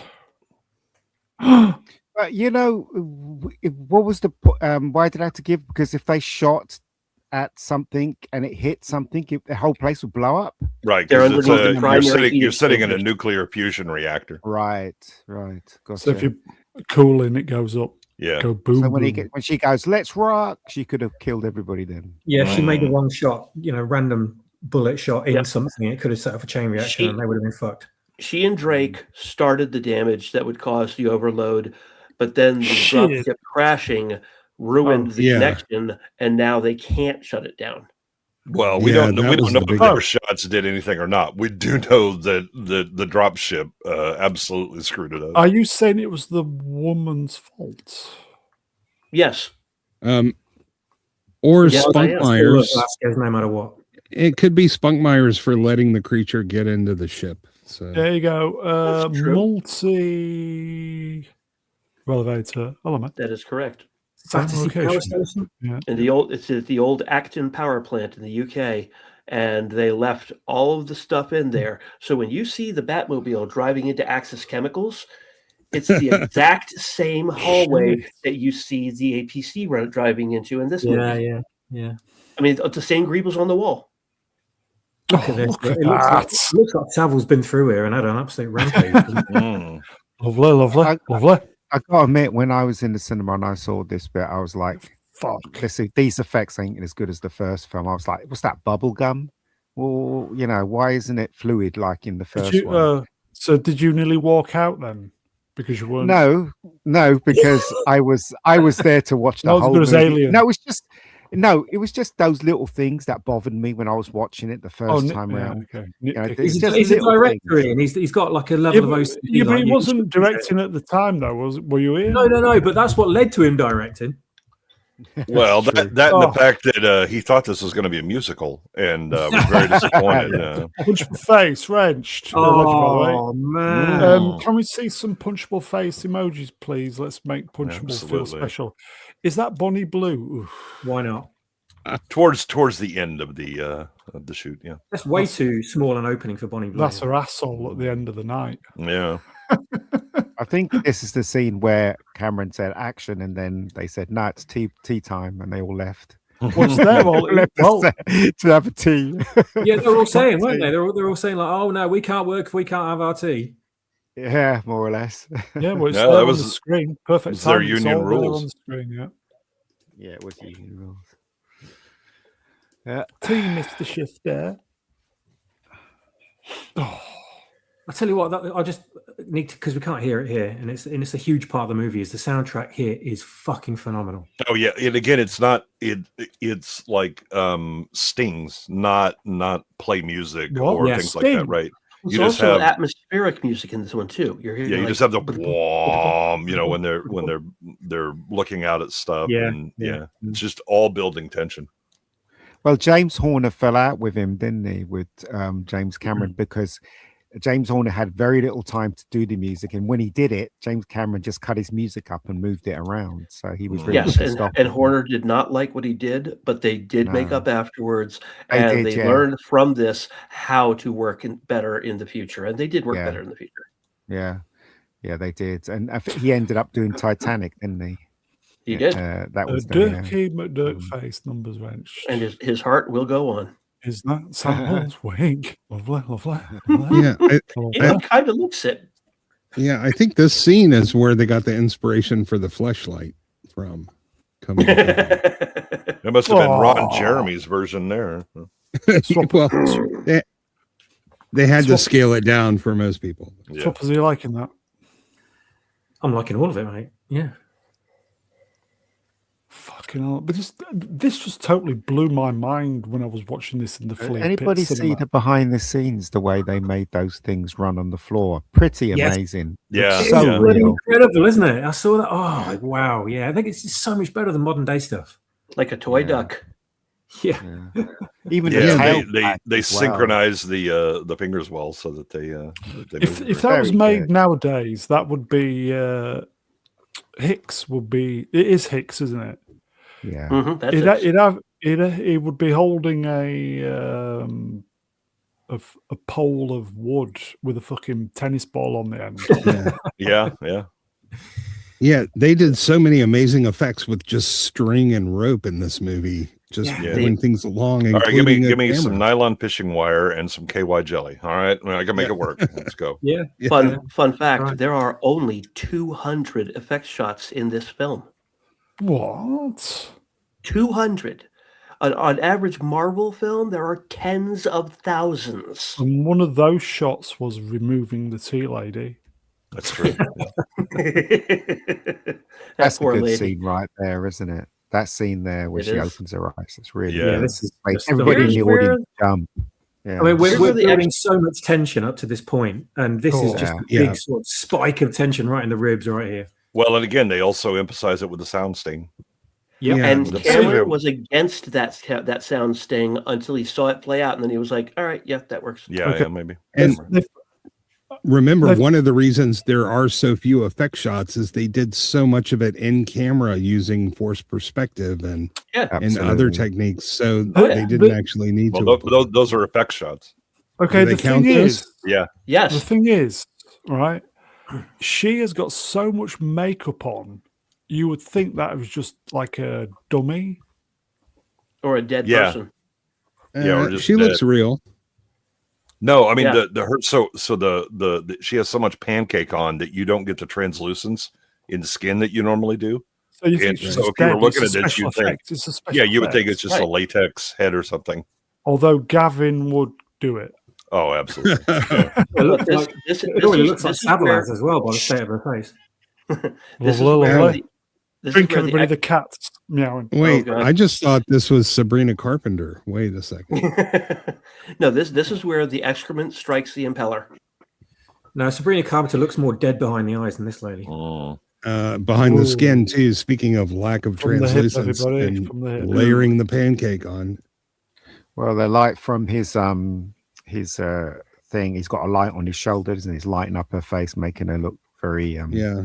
not Okay, real is that, as well. Is that a little bit of bukkake on her cheek? Yeah, as Yeah. I said, Savil's been through there, mate. oh, He's yeah, everywhere. Green bukkake. It's going to be that kind of party. That looks like marmalade. You know the little thing you get in marmalade.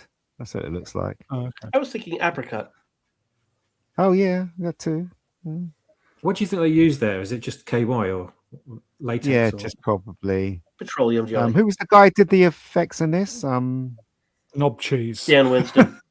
Stan Winston. Yeah, he did a really good job. Ugh. Stan Winston. Somebody went from He He generally always did a really good job. Savile Smegma. He didn't have enough money though. He said, so he did his best. The closed caption here says help. She doesn't say help. She says Cobb. She says, "What? Cobb, the sergeant's name. Oh, really? They're always referring to him as Cop. Hey, No. Cop, what's the op? No, it's top. All right, Right, moving fair on. enough. Doesn't she say kill me or something like that? Doesn't she? She does Something in a like minute. Yeah, it's Yeah. top. Get over here. We got a live one. Well, I mean, you know, she has had Savile all over her, so I don't see why not. Okay, I thought she said kill me, but obviously I've not She done does. this In a live. second. She does, but it's when they Okay. go back to her. She Okay. says If kill me. if the kill me slide appears somewhere, I've not done the order properly. Never mind. Savile thought she was dead, and Oh turns no, out there she- we go. That's, where- right. Yeah, that's yeah. where- Okay, yeah. yeah. Right. Please kill me. Lovely, lovely.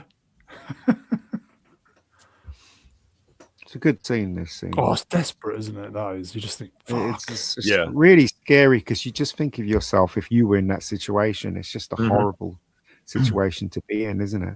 It's horrible. Yeah, Well, she knows she's already seen what's happened to other people. Yeah. And so yeah, this is an opportunity for her. Okay, to you avoid can that. tell this. You can tell this was made in the 80s of a different time. This would have been a man, a whitey. Also, right? Just imagine being in that situation and having that thing, and you could feel it moving around in your stomach. Oh my Mhm. god, Yes. that's Yeah. just horrible. Yeah. literally just waiting to die right now, isn't she? Because she knows what's going to happen to her. Because she's seen it, you know, she's heard all the screams of everyone else dying and stuff. It just must be the And if worst. and if somebody And if somebody would just put a bullet through her head, she would not suffer from it. Yep. But no one knows to do it except Ripley. So we're all watching this, just reminiscing about Kane from the first movie, and we were all, oh God, no, we know what's going to happen. But these guys don't, and they all get to find out in a nasty way. Yeah, and I love the switchback to Ripley when she sees the chest burster. Yeah. Her acting in that scene is brilliant. Yeah. She tells Newt to go down front, doesn't she?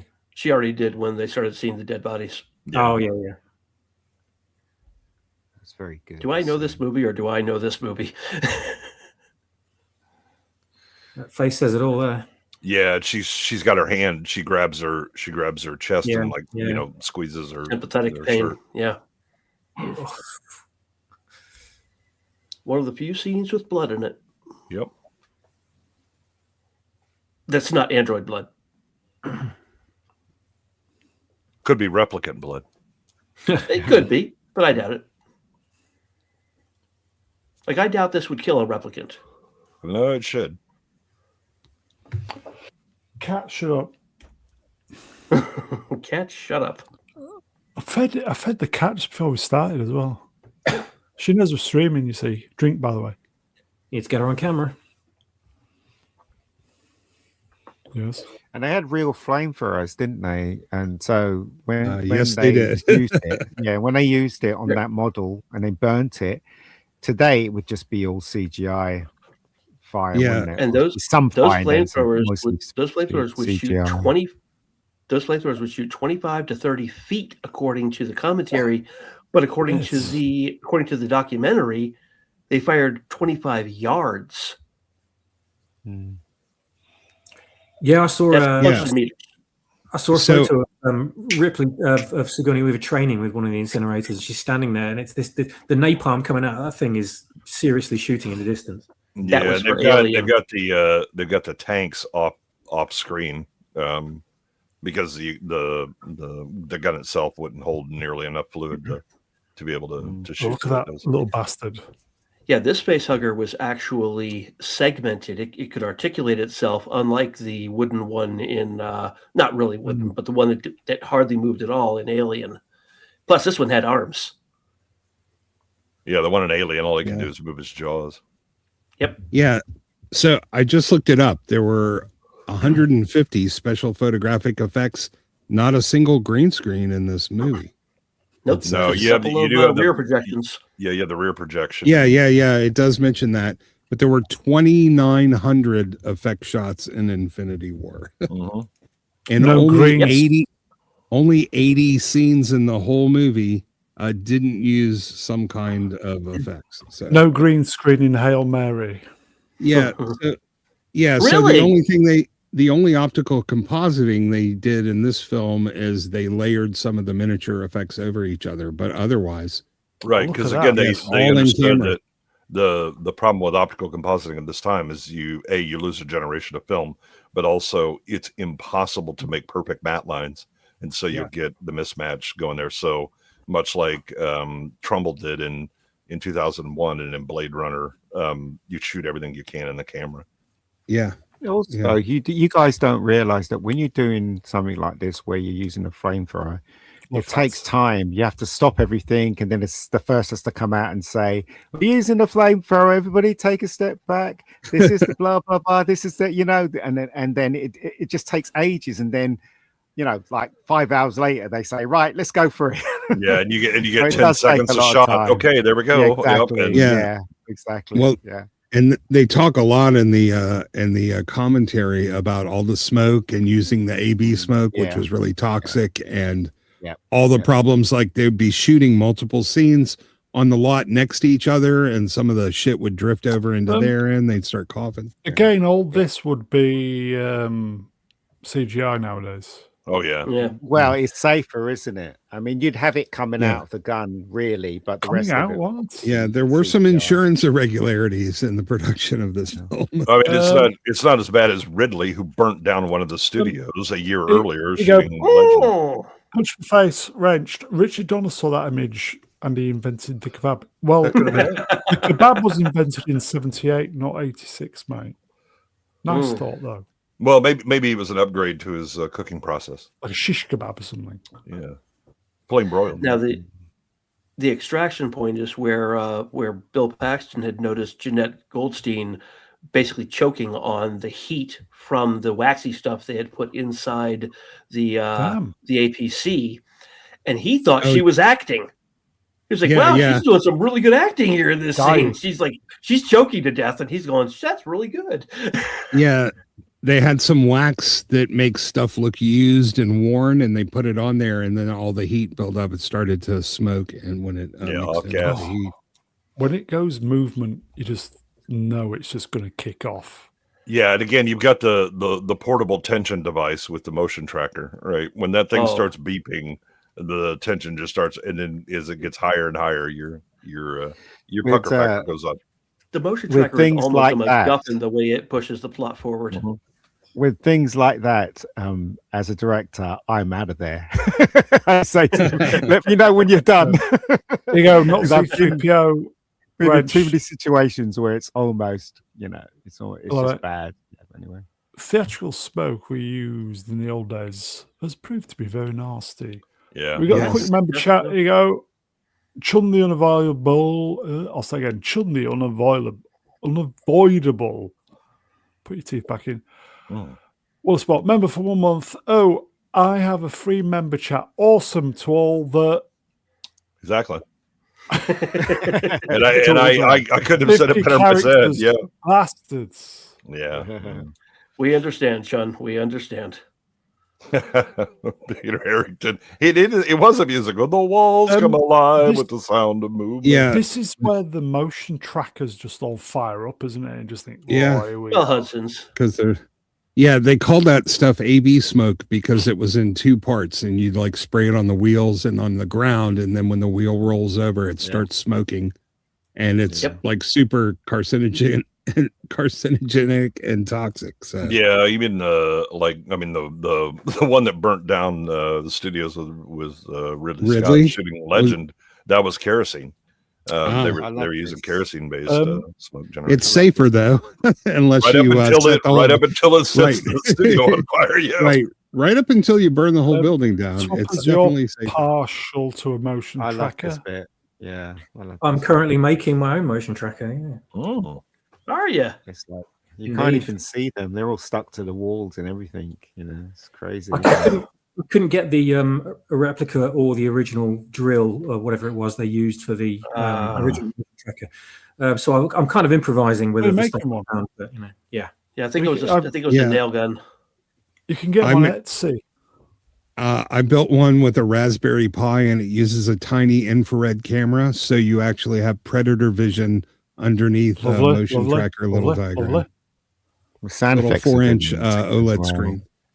The sound effects are good in this scene. Yeah, it's kind of repurposing what we've been trained to know was like watching World War II movies with submarines with sonar. That you get that ping ping ping with this, and it as it goes higher and higher in pitch, they're getting closer. Look, I'm telling you, there's something moving and it ain't us. Yeah. But unlike submarine movies where they're used to looking up and down, they don't really seem to do that here. Yeah. There you go. Rest in peace. Numbers wrenched. Was spot member for 2 months. Thank you, my friend. What's better, Aliens or Predator, if you had to choose? Oh, that's Aliens. I don't know about that. I mean, I'm torn on that one. I think Predator is a far more clever movie in the way that it sets up the audience's expectations. That this is going to be an Arnie movie. And then all of a sudden, it's not. it's a horror slasher movie. Enjoy that, and the fact that again, you have a team of not just military guys, but like the best of the best, and they are absolutely getting wrecked by this thing. Mm-hmm. Go on.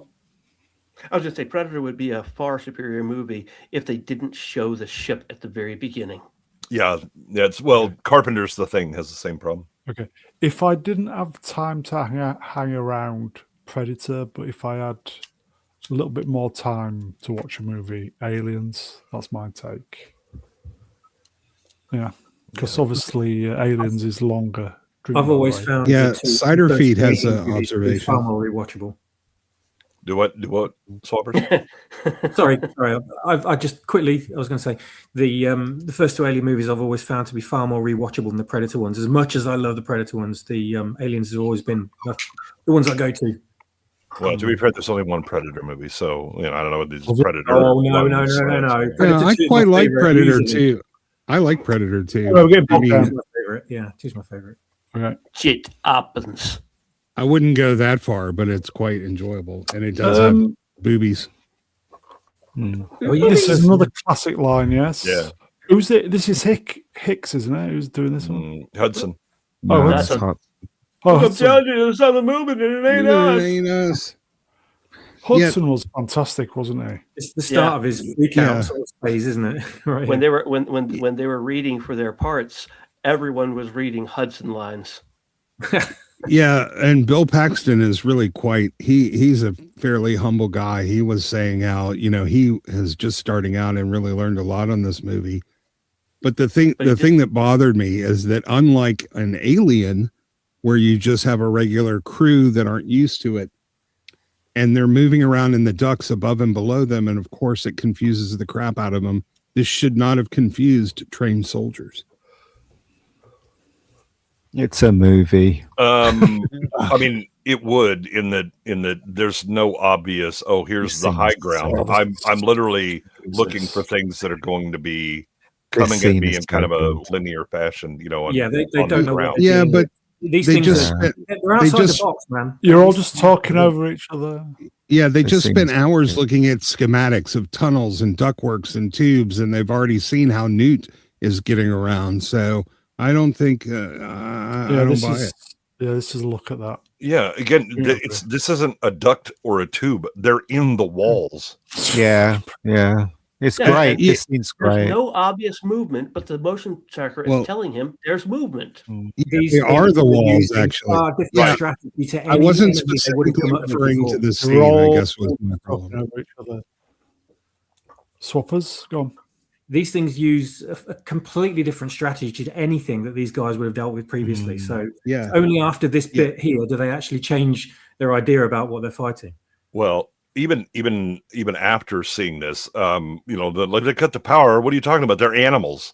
Animals, Yeah, man. They're still underestimating the Oh capability. yeah, that's right. They just Yeah. think they're giant insects. So And- obviously insects can climb on things and through things and under things, but they don't know that they're intelligent beings at this moment. So they're still they're learning all the way through the movie about they don't know it's a hive. They don't know there's a queen.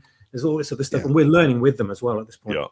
And this is the scene right here that caused us to have to go back and immediately see the movie again, because Yes. when they came out of the walls, Came out. you couldn't What? go home and replay that shit on YouTube, man. It's like you're looking right at them and you don't even realize you're looking right at them. And it's one great, of the isn't it? coolest things, So great. Yeah. one of the coolest things we'd ever seen in a movie before. Yeah, Yeah. and it's very much. It's kind of a callback to Alien on the Narcissus, where the alien's head looks like part of the tubing on the inside of the ship. Yeah. Exactly. Yeah. But Exactly. this is the they've done all the secretions and stuff like that. They blend in perfectly.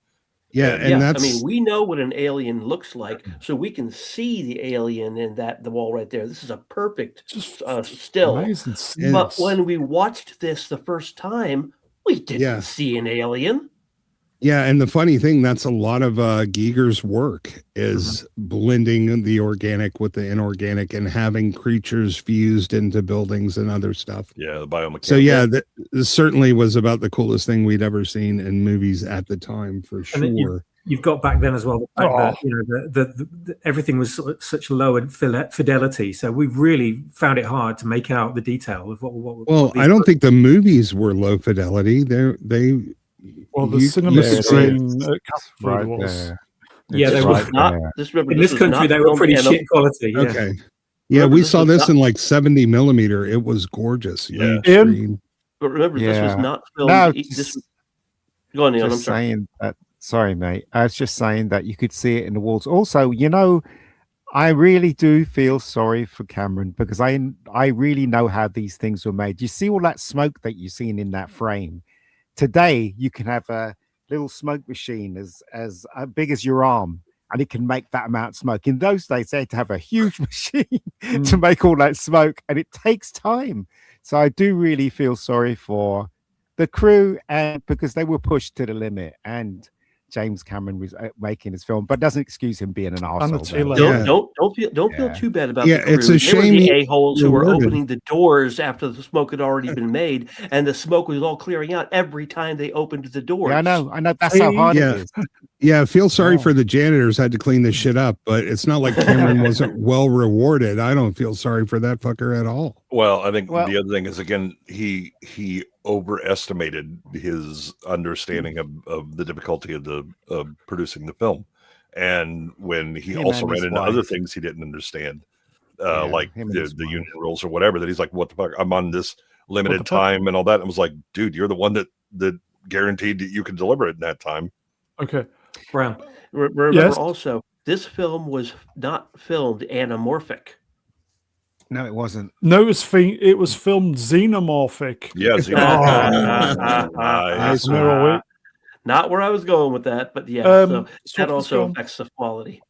Not Z3PO's comment. It's just gone off the screen. Just the walls are alive with the sound of movement. Yeah, yeah, it's what I said. It really is a musical. Yeah. It's funny, right? Because James Cameron came from that school of shooting things really fast, and I've got to admit, I did fall into that trap when I directed a film that was kind of a studio thing, and there were times of the day where there was nothing being done. I keep saying to him, "Can we not do this pickup?"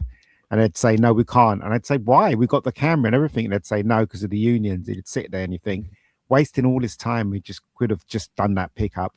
But yeah, I know exactly how it was all made. That's why I feel sorry for them, basically. And Cameron did the same thing with the scripts. He was writing this movie and Rambo First Blood Part 2 and the Terminator all at the same time.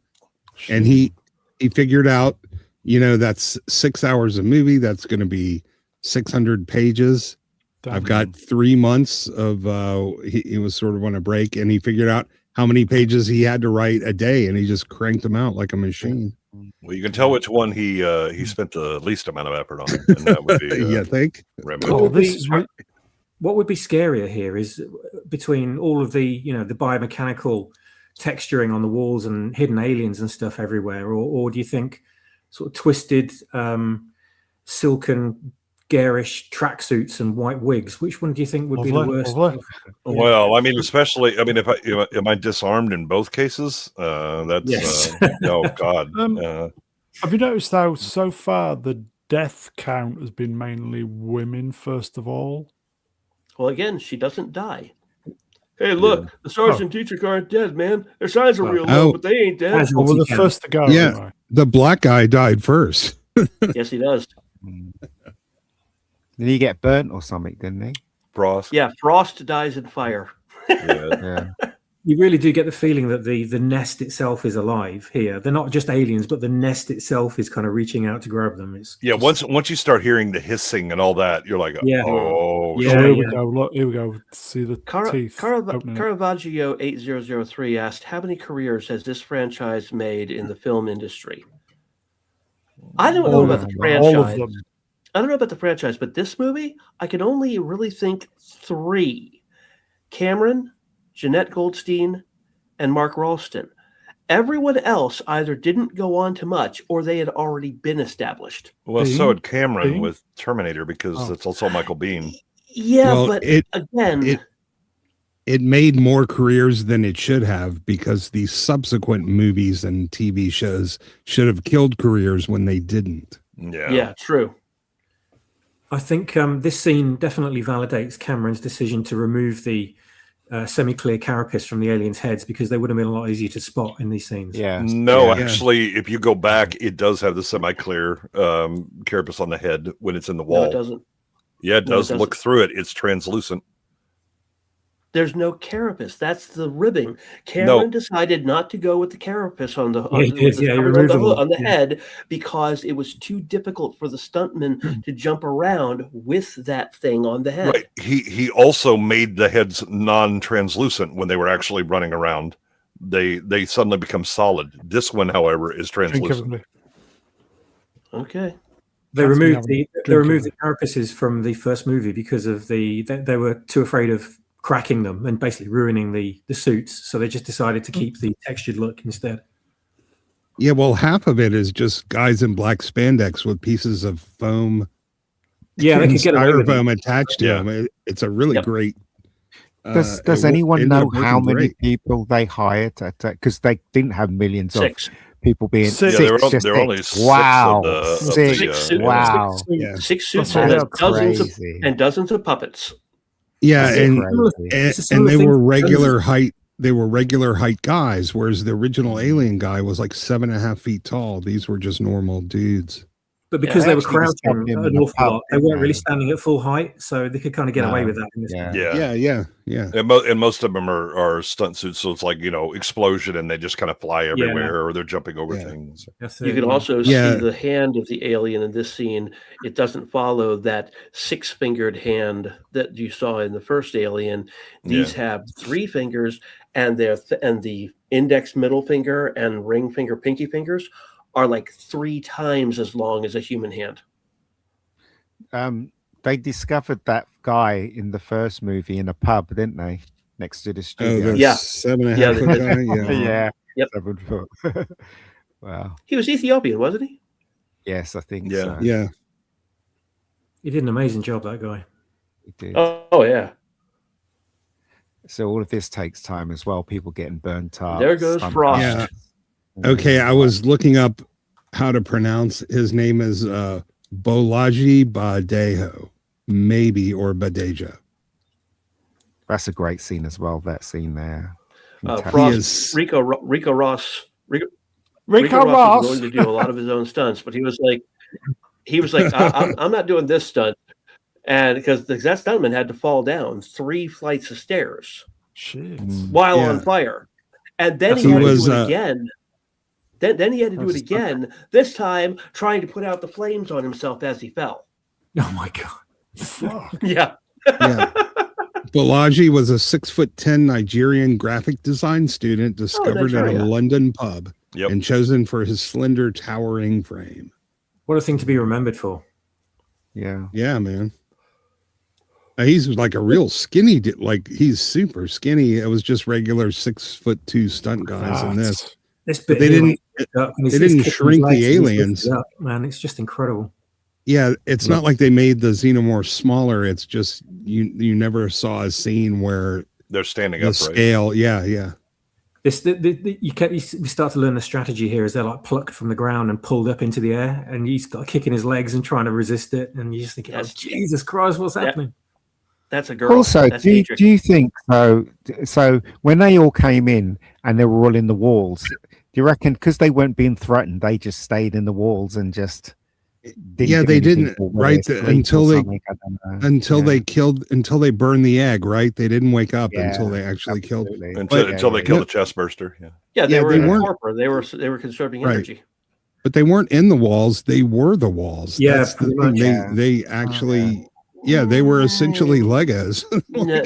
Not really. They were in the walls. You can see as it pulls itself out of the wall, there's still wall there. They Yeah. basically build recesses into the hive, don't they? So they can kind Yeah. of hide Yeah. themselves. Yeah. Yeah, they were the bas relief of the wall. Yeah. Yeah, exactly. But they're basically these guys, as soon as they burnt that chest burster, then they were all fair game at that point. So they, Yeah. It's Yeah. why as soon as they use the flamethrower, you start hearing the hissing. Yep. Yeah, and the motion tracker's going on. Yeah. Movement. I got movement. I got readings. Uh-oh. That's not good. Remember, guys, these are explosive tipped caseless ammo. There's no cartridge to contain the explosion. Yeah. Also, the description of the cartridges are bullshit. They're explosive tipped armor piercing. No, that's not how that Yeah. works here Yeah, either. Yeah, I agree. I know. yeah. There's also no cartridge to carry the heat out away from the gun, which Yeah. is a big problem with caseless designs. Yeah, that brass is really Four useful. people are dead. Four The people are Pulse dead. Rifle That is designed for like, that. Savil's going to be in there like a shot. Oh God. Those stunts are really good, aren't they? Yeah. Wait, when did the Necro Savile start? I haven't heard this. Stream's going down. Oh yeah, just go and look it up. It'll Yeah, horrify it's you. part of the Warhammer 40k universe. I don't want to. Necrosabble is. I don't want to look it up. Trust me, not even. Notice the Crow's mission gone. time is only 5.5 hours in. Oh, poor Crow. Yeah. Fantastic. And then also, By the way, we hear, he was one of where's Basky having a bad day? Where's Tim Baskin? Tipping, he was one of the military advisors on the film. Mm. Oh All wow. right. Yep. Him and Al Matthews. We Basky. Where's Basky? I love the names in this movie. They're great. Oh, look at that. Yeah, and here we go. Yeah, Vasquez's name comes from an area in California called Vasquez Rocks. Vasquez park Rocks, with where lots of everything is rocks. shot. How good is that? I mean, Ironic caption then in that case. when she says "Let's rock," and then Mhm. immediately just starts laying fire, erections exploded all through the movie theater. That's Yeah. an epic line. Everyone take a drink. Yeah. I remember Yeah. watching that for the first time on VHS at home because we've all been bottled at this point to bursting point with the tension, and it's been building so much over the previous 20 minutes that when this happens, it's just a release, and we're just sitting in our seats going, "Fucking come on!" You know, there's like stuff going on all sides of us, and we're just it's just a crazy moment. I love this. Yeah, it's funny if you listen to the commentary. Jeanette Goldstein is in it. And they're actually like, they are anti-DEI. They're saying, who would have thought that, a redheaded, blue-eyed Jewish girl could play a Hispanic, but she's that good an actress. And they talk about her brown contacts and the heavy dark makeup. You never Yeah. know. Incredible. And Yep. again, That's she so told me good. herself that she did not show up in chinos and jeans thinking it was a movie about illegal aliens. That's total BS. Everybody Look else at says that. Muscle flash. Look at that. I became a muscle flash. massive fan of Crazy. those smart guns at this moment. Fucking beautiful. That Yeah, is. as soon as Vasquez starts laying down fire, you're like, "Oh, I'd like one of those, please." Yeah. German and this- MG40. This would have been German. 2 weeks ago, but Jeanette Goldstein was actually doing all those pull-ups, including the behind the head ones. Yeah. Oh yeah, yeah. He She had to wasn't work out standing for on it. any. Yeah. They were Well, originally- you can see she has real muscle, unlike the CG stuff that they have to place on certain women. Yeah. They were. Yeah, they but were behind originally not the gonna- listen, Talking even when about- you're in good shape, those aren't easy to do, man.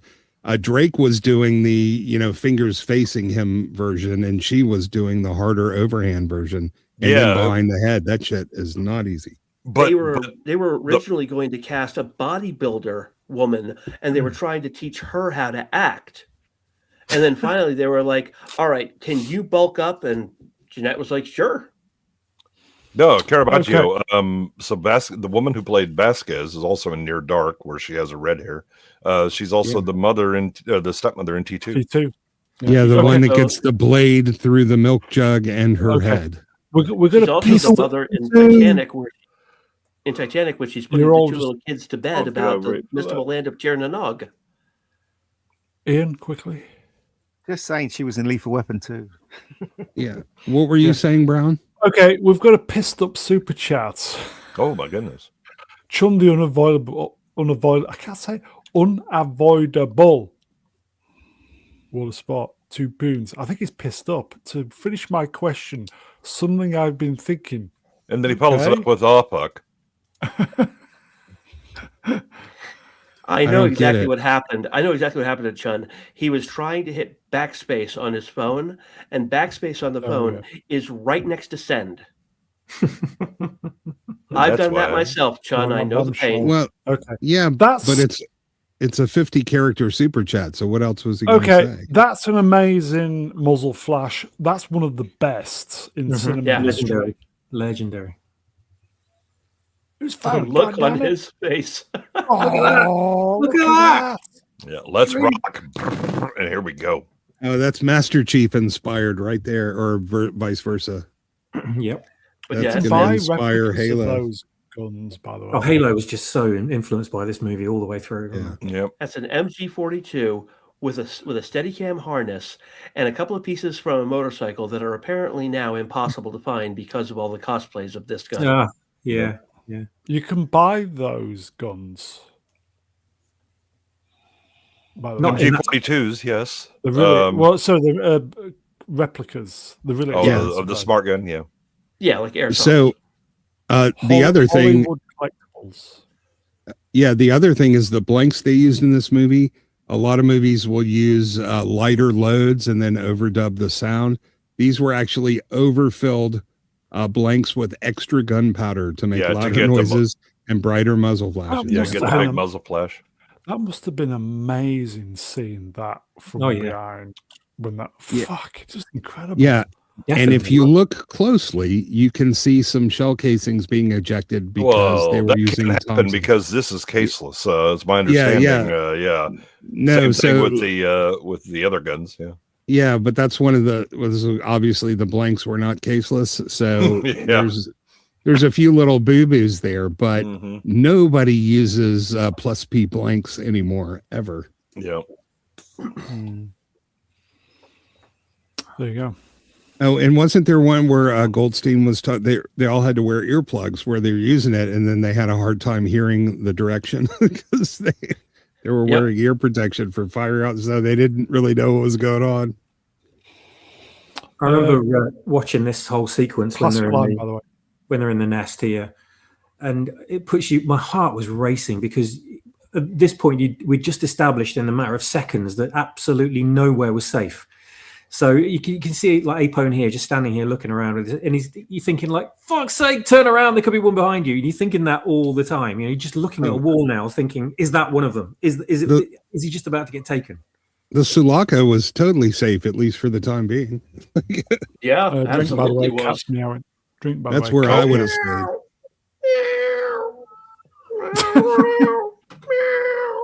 Pussy. Drink, by the way. Yeah, I love who's like again all after incinerators. I said to you, I need you to lay down. I was suppressing fire, and it's that whatever. And all of a sudden, Apone's gone, and then he just panics. Right, he just locks up because he doesn't have any idea what to do. I told you guys last time that there's one editing error in this movie that I noticed and one character mistake I noticed. Here's where the editing error comes up. You'll notice at one point when Ripley is telling Gorman that Apone is gone, she says, "He's gone." There's no headphone on her. The very next scene, her headphone's back on her, and then she says, "God damn it," and throws it down. Yeah. Yeah. Did we talk about the origin of the name Nostromo and Sulaco, by the way? They both come from a Joseph Conrad book. Yeah, but it's the story. It's called Nostromo, A Tale of the Seaboard. It's basically about corporate greed and running a mine in a corporate town. Nostromo is the title character. It actually means our man in Italian. And the town that the novel occurs in is called the Sulaco, and it acts as the center of greed and corporate control. And then they used other Conrad work names in like Alien 3 and Alien Romulus and one of the games. Like Narcissus also came from a Joseph Conrad book. Narcissus is also an ancient Greek character. Yeah, he was such a narcissist too. Yeah, I don't know what's up with him. What a coincidence! Who didn't see that coming? His reflection for some reason. Yeah, it was just, what are the chances? Who didn't see it coming? Defend the sausages. It's like Lou Gehrig. What did he die from? Like, what were the chances that he was going to die of Lou Gehrig's disease? Yeah, shit. I should have bet on that. Breakfast clubs. Next slide. Is that your Starmer? Yes. Okay. Classic line. It's coming out the goddamn walls. Where's the pone? Where's the pone? The sergeant's gone, man. Let's get the fuck out. And that is a fine idea. Shall we get the fuck out of here now? No, no, you should have gotten the fuck out of there 30 minutes. Yeah, right about the time they started collecting mags. Yeah. Well, they obviously didn't get all the mags either, so. They got all the mags, they just didn't get all the interlocks. Yeah. Oh, there are a couple of videos where the guys show how to modify a Steadicam harness, which is super fucking expensive, by the way. If you want to make your own, move your ass. Oh, here we go. Hang on, Newt. Yeah, Ripley, what the hell? Because again, Ripley, what the hell are you doing? Yeah, he's been in a panic situation, and all of a sudden, someone else has made a decision that he's unaware of, and then he snaps into, "Wait, I'm in charge." Yeah, for your long. chance, Gorman. Yeah, Again, That- music here, incredible. Is that Yeah. is that a model? That's a model, isn't it? yeah. That very martial theme, Yep. right? It sounds like a military march of some kind. Yeah, And yeah. Yeah. dun, dun, dun, dun, dun, dun, dun, dun. Yeah. Horner's really good at those. Yeah, Maybe Starmer should have sent these into Cyprus. Now, we're switching to the full size one here. When the APC crashes through the wall, the brakes failed, and the camera you see the APC running straight towards got destroyed. Oh my god. This is the sequence they kept showing on News at 10 when it was being released. Oh, okay. And It's it was Wrath of being Khan, nominated yeah. as well. It's Being nominated for a BAFTA, I think it was. It's probably a really good Yeah. sequence to show because it doesn't reveal too much, does it? And Yeah. it Yeah. makes you Yeah. like, what's going on? What's going on? yeah. It's like an inverted Wrath of Khan, and sped up a bit. But Khan again, of Wrath of Wrath. Khan is using very much Marshall's style of music. Come on, let's Yeah. move it. And those rifle rigs weighed 40 pounds, and little Jeanette Goldstein is hauling that thing around herself. They're supposed to feel like they weigh twice as much because of how the Steadicam system works. Yeah, the balance. That's the first time we see one of the Xenos get nailed Yeah, right there. Yeah. And the spraying effect and the screeching is just absolutely superb. Mm-hmm. Yeah, it's an elephant Trump sped up like 5 times. Ah. Folks, I think you need to watch this weekend. Yeah. Homework. Who's the really. guy got sprayed? Well, it hasn't happened yet, but Drake That's is Drake. the one who He's gets. coming. Right. Yeah, it's Oh. yeah, the scene was photographed, it was separate. It was done on a different stage on a different day. He was talking about being covered with mucus. Yeah. Also, that subtitle's wrong. No, it's not. It's not Drake we are leaving. Yes, it is. No, I know a he lot says- of people think. A lot of Oh, people think some it of says the- Marines. I talked with Michael about it. He said Drake. Well, he may have said it on set, but in the ADR, he doesn't. No, I'm Yeah, talking I've at noticed that. Atlanta. At Atlanta, he told me, "No, I've been asked this a million times. I said Drake." Then he has a sibilant problem and can't pronounce his words because it's damn well sounds like Marines we are leaving. Oh, Do you know? Does anybody used to read Tank Girl? Yeah. Anyone? Yeah, I did. Tank the Girl comic? used to have the panels, and then at the bottom of the panels they used to write dialogue from this film. At the No, bottom. really? Have you not noticed it? It was really funny because you were reading Tank Girl and it'd say, Hudson, we are leaving at the bottom for no reason. It would say. It's really funny. I remember that. That's how big. That's how Yeah. big this film was. Do you know? Oh, yeah. Yeah, they would do a lot of weird jokes like that. Not just this film, but yeah, I remember Yeah. that. Loads typing. of jokes from Aliens. Loads. Drake's, Yeah, Kroll's soundtrack was also similar to Star Trek II and Aliens. It was. It was. Horner Drake reuses in- a lot of his own work. All of them. Was do. Drake? Was Drake in love with Vasquez? yes. No, Yeah, no, man. no, No. no, No, They're they- In, battle the, in, the buddies. in the commentary and in the documentary, he says definitely not romantic. Yeah, they're yeah, they battle loved buddies. each other. They loved each other, but not romantic. Yeah, they were Yeah. definitely tight. Yeah, Yeah, absolutely. they're just battle Tight, buddies. tight. Best friends. Yeah. No bumming then. Nope. No bumming. The Well, cat's gone the two of them may bum someone else. Well, yeah. Separately or together. Are these, Probably together because they're a these team. are aliens, aren't they? One of Well, them the is. one on the right is. Again, it's just blending into the scenery, and it's just such a brilliant way of doing it. The audience at this point are just thinking it's just the set, and then the thing moves and gets up, and everyone's just oh fuck. Yeah, you totally. I mean, the audience learns to distrust the fuck out of this set. Yeah. Right? You know, at any time, something can come out of it. Look at that shot. There. That's just Doing. beautiful, isn't it? It looks great, and I love the movie, but it doesn't look as good as Aliens. Like some of the set and the structure, especially on the planetary surface, just doesn't look so good these days. Look at that. You mean Alien? I hear what you're saying. No, Aliens. Oh, Aliens. Oh.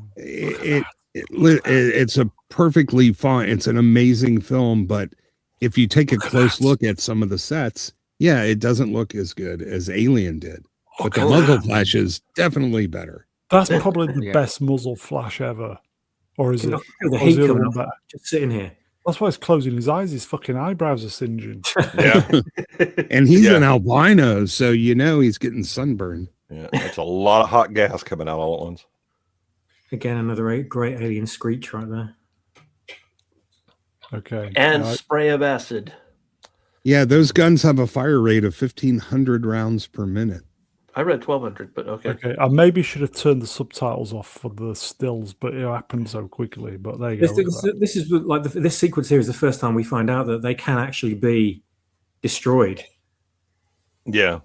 Unfortunately, they don't just go away. No. And again, you know why Vasquez is so hot after this, because she's killed her battle buddy.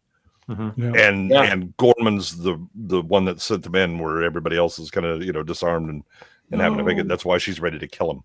Yep. No. That's great. Yeah. Good screen grab.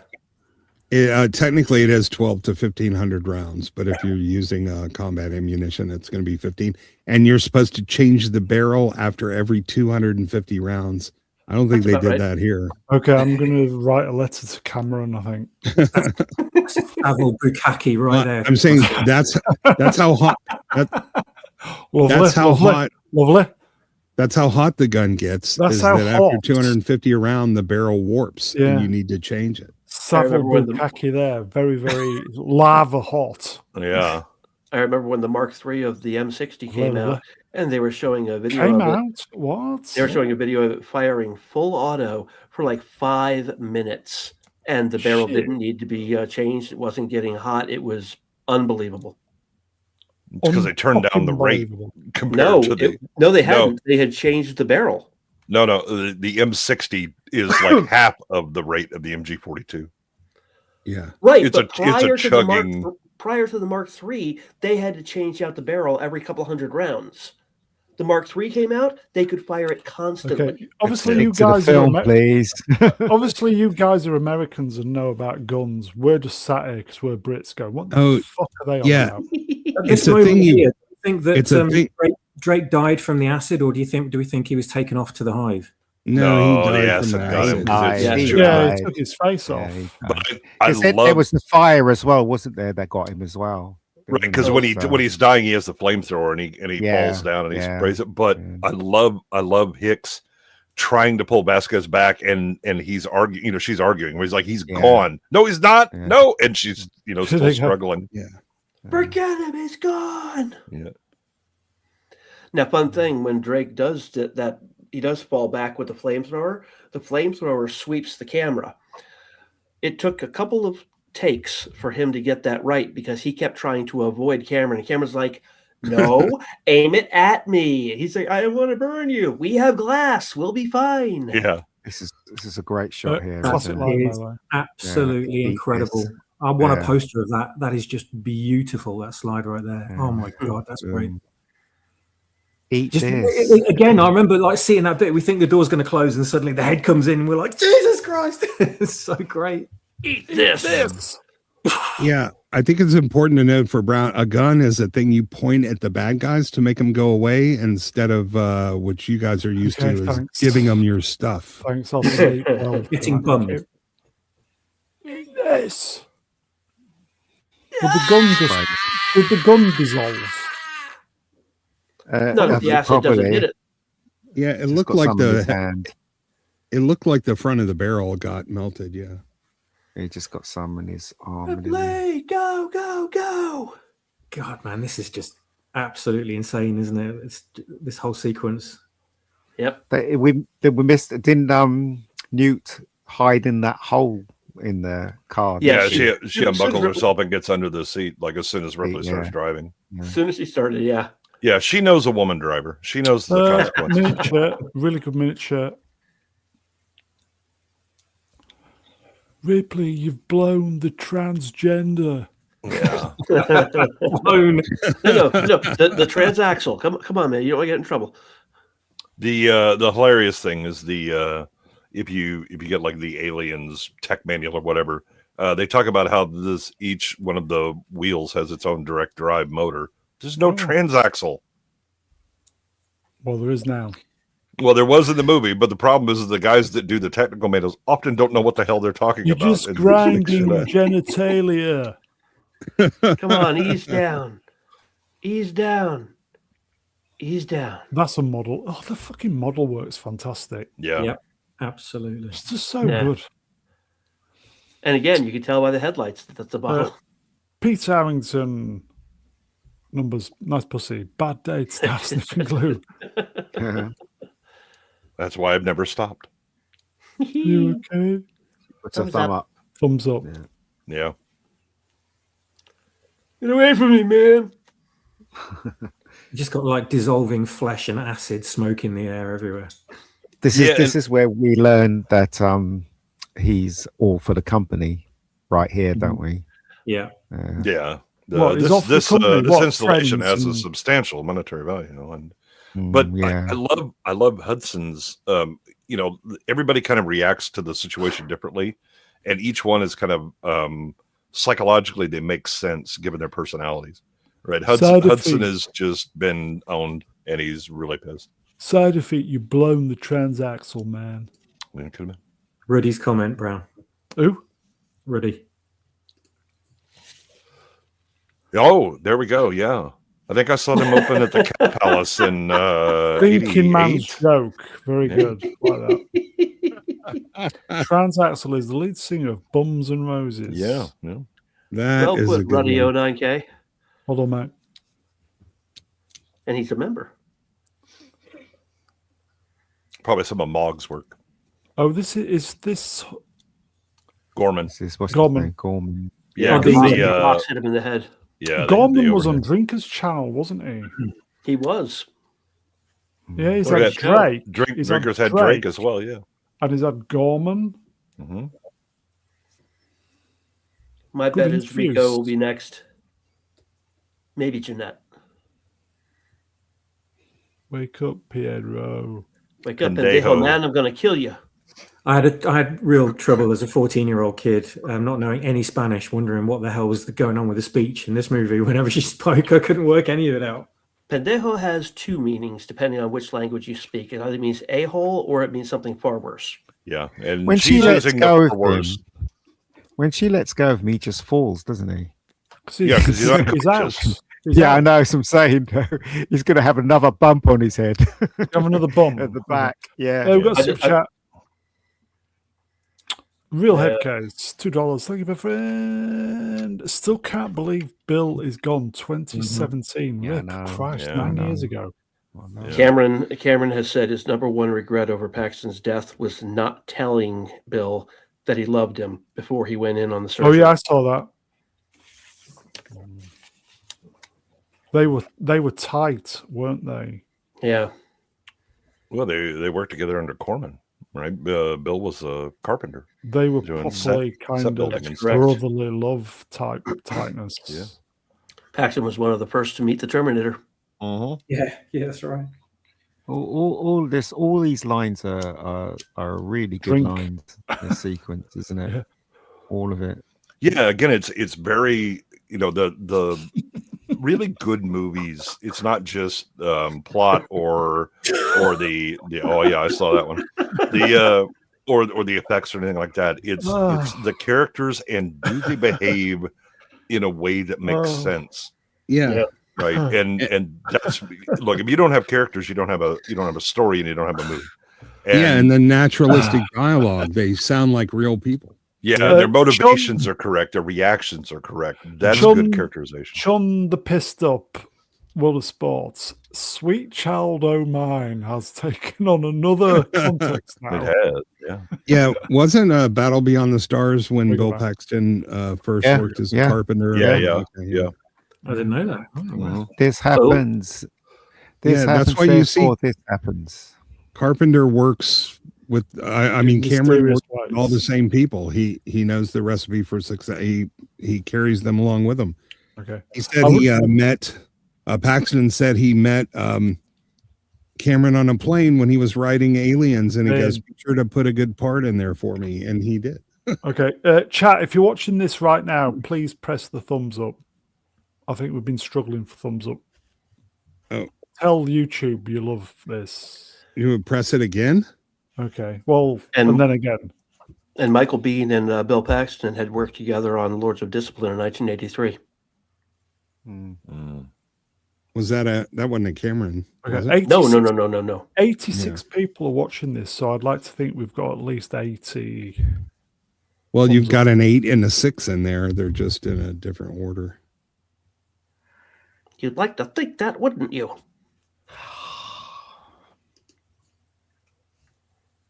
There's a super chat down there. Yep, you got a Yeah. otter cam instead of cat cam. Atwell's otters, which are very, very lovely. $10. Thank you, Haley. Missed out on the otter cam fun Sunday, so here you go. Thank you, my friend. Look at that. I need to figure out how to put an external. On StreamYard, you can have 2 cameras. I figured that part out. I need to figure out how to get another camera into the computer. Into or just near it? It's a USB port hub, maybe? Like a long USB lead to a camera. Anyway, okay. We've got another one here. So, oh. Anna Nielsen, numbers wrenched, $2. Hello, Anna. Got a deadline and a cold. Right now. Thanks for the company. Wow. I'm Thank glad you, to see Anna. you here, Anna. Anna, you are more than welcome to come on the channel. Join us one. Come on. What? The new one. Join us on the channel. We'll Feel better arrange- soon, Anna. Okay. It's a new one. RN Yeah. right now. Never knew that Yeah. standard for that. No, that's been can I around a give good her long a- time. Can I do That's a quick it. shout out? Anna did Lord of the Rings streams with Lance, and they're very enjoyable. Oh, okay. Huh. Could I post a link? At this point in the movie, in the commentary, Paxton mentioned that he really wanted to be Hicks in this movie instead of the whiny Hudson. And then Michael Biehn said, no. Bill said he wanted to be Michael. Then Michael said he also wanted to be Michael. At which point Lance Henriksen said he wanted to be Sigourney. Here you go. Pablo Burns, numbers wrenched. Was Bill's last movie Edge of Tomorrow? I think so. I'm not sure what his last. He was in Agents of S.H.I.E.L.D. and he was really good in Agents of S.H.I.E.L.D. And then they cast his son to play his younger self, and he was perfect. Oh my God. Agents of S.H.I.E.L.D. was really good. Agreed. Until it wasn't. Oh, It was no, too- no, it was no. way I too don't- I- CW. What did you say, Swab? As I cut you off, sorry, mate. Way too CW for my taste. I thought I it thought was it great. started out pretty good, but it fell down. Okay. Yeah, I think like Oh, the okay. first 2 or 3 seasons were really good, and then it started This kind can't of be sliding. happening, man. This isn't happening.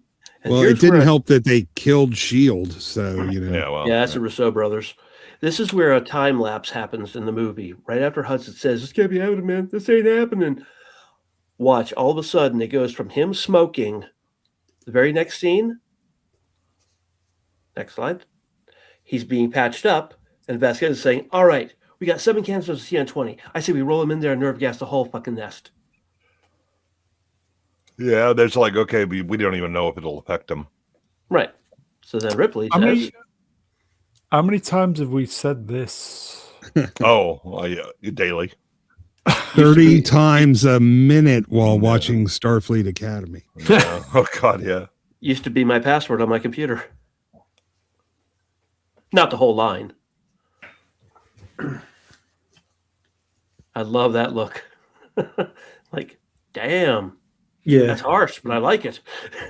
I do love the when Burke is like, oh, hold up, right? This whole installation has a substantial monetary value and all that, and goes and Ripley They with can bill me.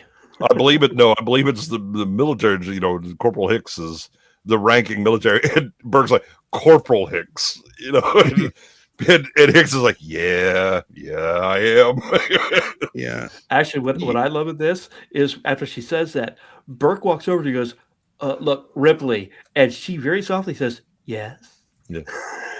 I know we're all very emotional right now, right? Like, maybe you haven't seen the current events. We just got our asses kicked, pal. He's just a grunt. No offense. None taken. None taken. I love the callback on that one. And that is the end of this batch of slides, so I'm going to leave it there. Well, it's the only way to be sure. Yeah. Yeah. Right. I think we did okay. We were all thinking exactly what Hicks and Ripley were thinking at this moment, I think, at this point in the movie. Good idea. Yeah. That is it, folks. 2.5 hours. That flew by. Yeah. Really I good. even started perking up towards the end, so that's always a good sign. Yeah. Good man. Now go to bed. I'm going to be doing more gardening tomorrow. Gardening is the work of the devil. Chat you up. Thank you for the interaction, the super chats, member chats. Mog, just unbelievable as per usual. If you've got a member chat off Mog, thank Mog. He's, what can I say, mightily generous to the channel and everybody in the chat. So, chat, you are wonderful. We will see you next time. Let me get the guests up. 5 weeks incoming, I feel, or possibly 6. Dutch Gradient, cheers, pal. Thanks very much. Be sure to tune in to Earworms Friday night for the second part of Land Lies Down on Broadway. And then Sunday after your show, we'll be covering the second episode of season 2 of Babylon 5. Nice Plugs. Cheers, Ian. Yeah, no worries. Yeah, don't worry. Bedtime, mate. Swappers, cheers, pal. Thank you. Absolutely amazing to cover Enjoy this that. movie and loving every second of it. Yeah, looking forward to next week. And Broadwin. Yeah, it's great. To cover a good movie. Oh boy, could we use a few of those right now? But the good news is we do have the Apex Jedi in chat. Mog, he's the best. Thank you, Mog. Istaphobos, cheers, pal.